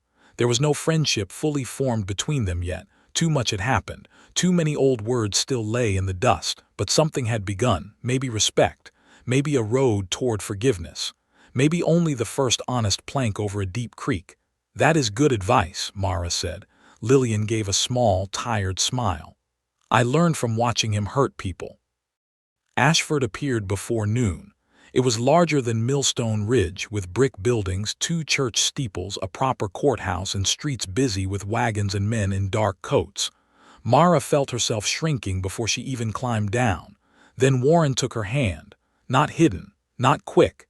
He held it plainly as they crossed the courthouse steps. Several people looked. Mara felt it. But this time, when their eyes touched her, she did not bend beneath them. The hearing room was already crowded. Silas Voss sat near the front between 2 deputies, his suit brushed clean but his face worn thin by sleepless anger. Dr. Harlan sat apart from him, pale and hollow, hands folded like a man already in mourning for his own name. Ephraim Cole was there too, guarded but calm, ready to repeat his confession. Judge Halstead sat high behind a dark wooden bench. He was an older man with white hair, sharp eyes, and no softness in his posture. Reverend Prout stood near the evidence table with the black ledger, the mine papers, Dr. Harlan's contract, and the red string letters. Jonah stayed close to the door. Sheriff Dale removed his hat and looked as though each step inside the room asked him to remember every duty he had failed. When Mara entered, Voss smiled. It was not his old polished smile. That one had burned with Dr. Harlan's office. This smile was thin and cruel. "Well," he said, loud enough for half the room to hear, "the mountain miracle has arrived." Warren's hand tightened. Mara squeezed back once. Judge Halstead looked over his spectacles. "Mr. Voss, you will speak when addressed." Voss's smile disappeared. The hearing began with documents. Reverend Prout identified the papers taken from Dr. Harlan's floor safe. Sheriff Dale confirmed the black ledger taken from Voss's house by Lillian and turned over publicly. Ephraim Cole confessed to poisoning the trough, cutting the wire, leaving the thread at the well, and setting fire to Harlan's office under Voss's orders. Dr. Harlan spoke next. His voice shook as he admitted to using harmful drops on Ruth Blackwood's eyes. He claimed fear had driven him. Voss had known about false billing, debt, and medicine accounts Harlan had hidden for years. Voss had promised ruin if he refused and protection if he obeyed. Ruth listened with her eyes open. When it was her turn, she stood slowly. The room watched the old woman who had nearly lost her sight. She spoke of the first burning drops, of the darkness thickening, of Warren's voice becoming the only shape left in the room, of Mara's hands, warm and steady, drawing the poison out when every proper man had called the darkness fate. Then Judge Halstead called Mara Bell. For a moment the room widened around her. Her legs felt distant. The wood floor seemed too loud beneath her shoes. She heard whispers, felt strangers looking, and remembered every fence line laugh, every insult, every door where she had been told to enter from the back. Warren leaned close. "Stand tall," he whispered. Mara walked to the front. She placed one hand on the Bible and gave her oath. Her voice shook on the first words, but it did not break. Judge Halstead looked at her carefully. "Miss Bell, tell this court what you heard in Dr. Harlan's office." So she did. She told him about scrubbing the floor while Harlan and Voss spoke above her as if she were a chair. She told him how they discussed Ruth Blackwood's blindness, Warren's desperation, and Mercy pass as a prize already half won. She told him about the mountain ride, the first treatment, the poison in the trough, the threat at the well, Lillian's warning, the black ledger, the fire, and the shot in the street. She spoke in clear words, simple words, true words. When Voss's lawyer tried to twist them, asking why a cleaning woman believed herself qualified to judge a doctor's work, Mara lifted her chin. "I did not judge him by his title," she said. "I judged him by the poison he wrote in his own ledger." A quiet sound moved through the room. The lawyer tried again. "And you expect this court to believe that a woman of your background saved Ruth Blackwood's sight when a licensed physician could not?" Mara looked at Ruth. Ruth looked back at her from the front row, seeing her clearly. "No," Mara said. "I expect this court to believe Ruth Blackwood's eyes." Judge Halstead's mouth did not smile, but something in his gaze sharpened with approval. Then Voss himself stood, unable to keep quiet. "This is absurd," he snapped. "This whole case rests on the wounded pride of servants, debtors, bitter women, and one mountain brute who has hated me for years." Judge Halstead struck his gavel. "Sit down." But Voss kept speaking. "You put weight on her words because this room enjoys a spectacle, but look at her. Look at what she is. She scrubbed floors because that is where women like her belong." The room went still. Mara felt the old shame rise one last time, hungry and familiar. Then she looked at Warren. He was not rising to defend her, not because he would not, because he knew she could stand. Mara turned back to Voss. "For years," she said, "I believed people like you knew my place better than I did." Her voice was quiet, but every ear leaned toward it. "You called me less and I tried to take less room. You looked through me and I thought maybe I was not worth seeing. But while you were looking past me, I heard the truth. While you were calling me nothing, I learned where you hid everything."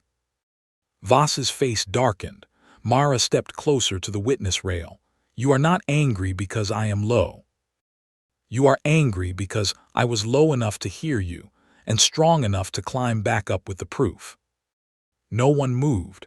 Judge Halstead let the silence sit. Then he said, "That will be enough, Mr. Voss." But it was more than enough. By late afternoon, the judge ordered Silas Voss held for trial on charges of conspiracy, fraud, arson, attempted murder, and involvement in the mine deaths of Daniel and Peter Blackwood. Dr. Harlan's license was suspended pending full trial. The Voss debt records were seized. Mercy Pass was legally protected from forced sale until the court completed its inquiry. It was not the final end of law. Trials took time. Powerful men did not fall without trying to grab at every root on the way down. But Voss left that courtroom in irons. And he left it without the town bowing. Outside the courthouse, Ruth took Mara's face in both hands and looked at her as if seeing were still new. "My mountain girl," she whispered. "Your mother would have been proud." Mara's eyes filled. I wish she could have seen it. Ruth smiled through tears. Maybe she did. Lillian stood a few steps away, uncertain. Mara turned to her. "You told the truth too," Mara said. Lillian's lips trembled. "Too late." "But not never." Lillian nodded, crying quietly now, not the pretty tears of a woman wanting sympathy, but the hard tears of someone beginning again. Warren waited until the others moved toward the wagon. Then he and Mara stood alone near the courthouse steps. Ashford Street bustled around them, but the noise felt far away. "You spoke like a storm," he said. Mara looked down. "I felt like a leaf." He took her hand. "Storms are full of leaves." She laughed softly, and the sound surprised her with its ease. Warren grew serious. "Come home with me." Her breath caught. He did not rush. "I am not asking because Ma needs medicine, though she does. I am not asking because the ranch needs hands, though it does. I am asking because that cabin was a grave before you knocked on the door." His thumb moved over her fingers. "You brought mourning into it, into Ma, into me." Mara's throat tightened. "People will talk," she said. "They already have." They will say you chose wrong. Warren looked at her with the calm of a man who had finally understood his own heart. Then let them be wrong too. Mara's tears slipped free. I do not know how to be wanted, she whispered.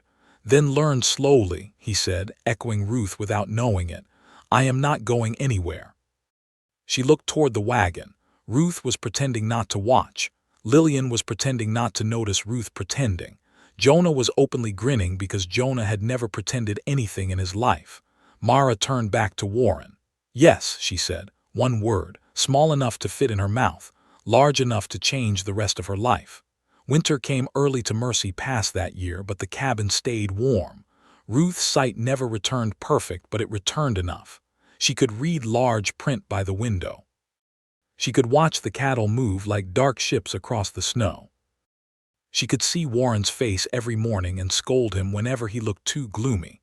Mara stayed first as healer, then as friend, then as the woman Warren looked for every time a door opened. Millstone Ridge changed slowly. Some people apologized. Some only grew quieter. Mrs. Alder paid fair wages to every woman who worked under her roof and set food out before anyone asked. Abigail Crane brought her children to Mara and made them call her Miss Bell with respect. Lillian moved into the old Voss house only long enough to sell it, then used part of her money to open a small school for girls whose families could not pay. Dr. Harlan was sent away in disgrace after trial. Ephraim Cole served his sentence and later worked under Jonah Reed, learning that honest labor tired a man less than guilt. Sheriff Dale resigned before the spring thaw and spent the next years paying back debts that had once bent his spine. As for Silas Voss, he went to prison still insisting that the world had betrayed him. But the world had not betrayed him. It had simply stopped kneeling. In April, when wildflowers began opening across the meadow behind the cabin, Reverend Prout came up Mercy Pass again. Jonah Reed came too, wearing a clean shirt that made him uncomfortable. Ruth sat in a chair near the meadow's edge, eyes bright, a quilt over her knees. Lillian stood beside her with a basket of flowers. Mara wore a simple blue dress that fit her body without apology. No tight laces. No shame hidden under cloth. No mirror turned toward the wall. Warren stood beneath a pine tree, one hand pressed carefully to his healed side, watching her come toward him. His scar caught the morning light. For the first time, Mara thought it looked beautiful, not because pain was beautiful, but because survival was. Reverend Prout married them with the mountain wind moving through the trees and Ruth crying openly through the whole thing. When Warren kissed Mara, Gideon the shepherd dog barked once, as if giving permission, and everyone laughed. That evening, after the guests had gone and Ruth had fallen asleep by the fire, Mara stood on the porch looking over Mercy Pass. Warren came beside her and wrapped his coat around her shoulders. Cold? He asked. A little. Happy? She leaned into him. That answer took longer because happiness was still new and she wanted to tell the truth carefully. Yes, she said at last, but not small happy, big happy, the kind that scares me. Warren kissed the top of her head. Mountains are allowed big feelings. Mara smiled into the dark. Below them, Millstone Ridge glowed with small lamps. Above them, the stars spread wide and clear. The road she had once climbed on a tired mule lay silver in the moonlight, winding from the town that had mocked her to the cabin where she had become seen. She thought of the girl behind the church with mud on her face. She thought of Ruth's handkerchief. She thought of her mother's book. She thought of every cruel name the world had given her and how none of those names had been strong enough to hold her. Warren's hand found hers. Inside the cabin, Ruth stirred in her sleep and murmured something about light. Mara looked toward the window where the fire glowed warm across the glass. Once she had believed she was too much, too large, too plain, too visible in the wrong ways and invisible in the right ones. Now she knew the truth. She had never been too much. The world around her had simply been too small. And on Mercy Pass, where the wind moved clean through the pines and morning always found the mountain first, Mara Bell Blackwood finally stopped asking for a place to stand. She had become the place. If this story touched your heart, remember Mara's journey. Sometimes the person the world overlooks is carrying the medicine, the courage, and the truth everyone else needs. Like this story if you believe kindness can change a life, and subscribe for more emotional Wild West stories where love, justice, and healing meet on the frontier.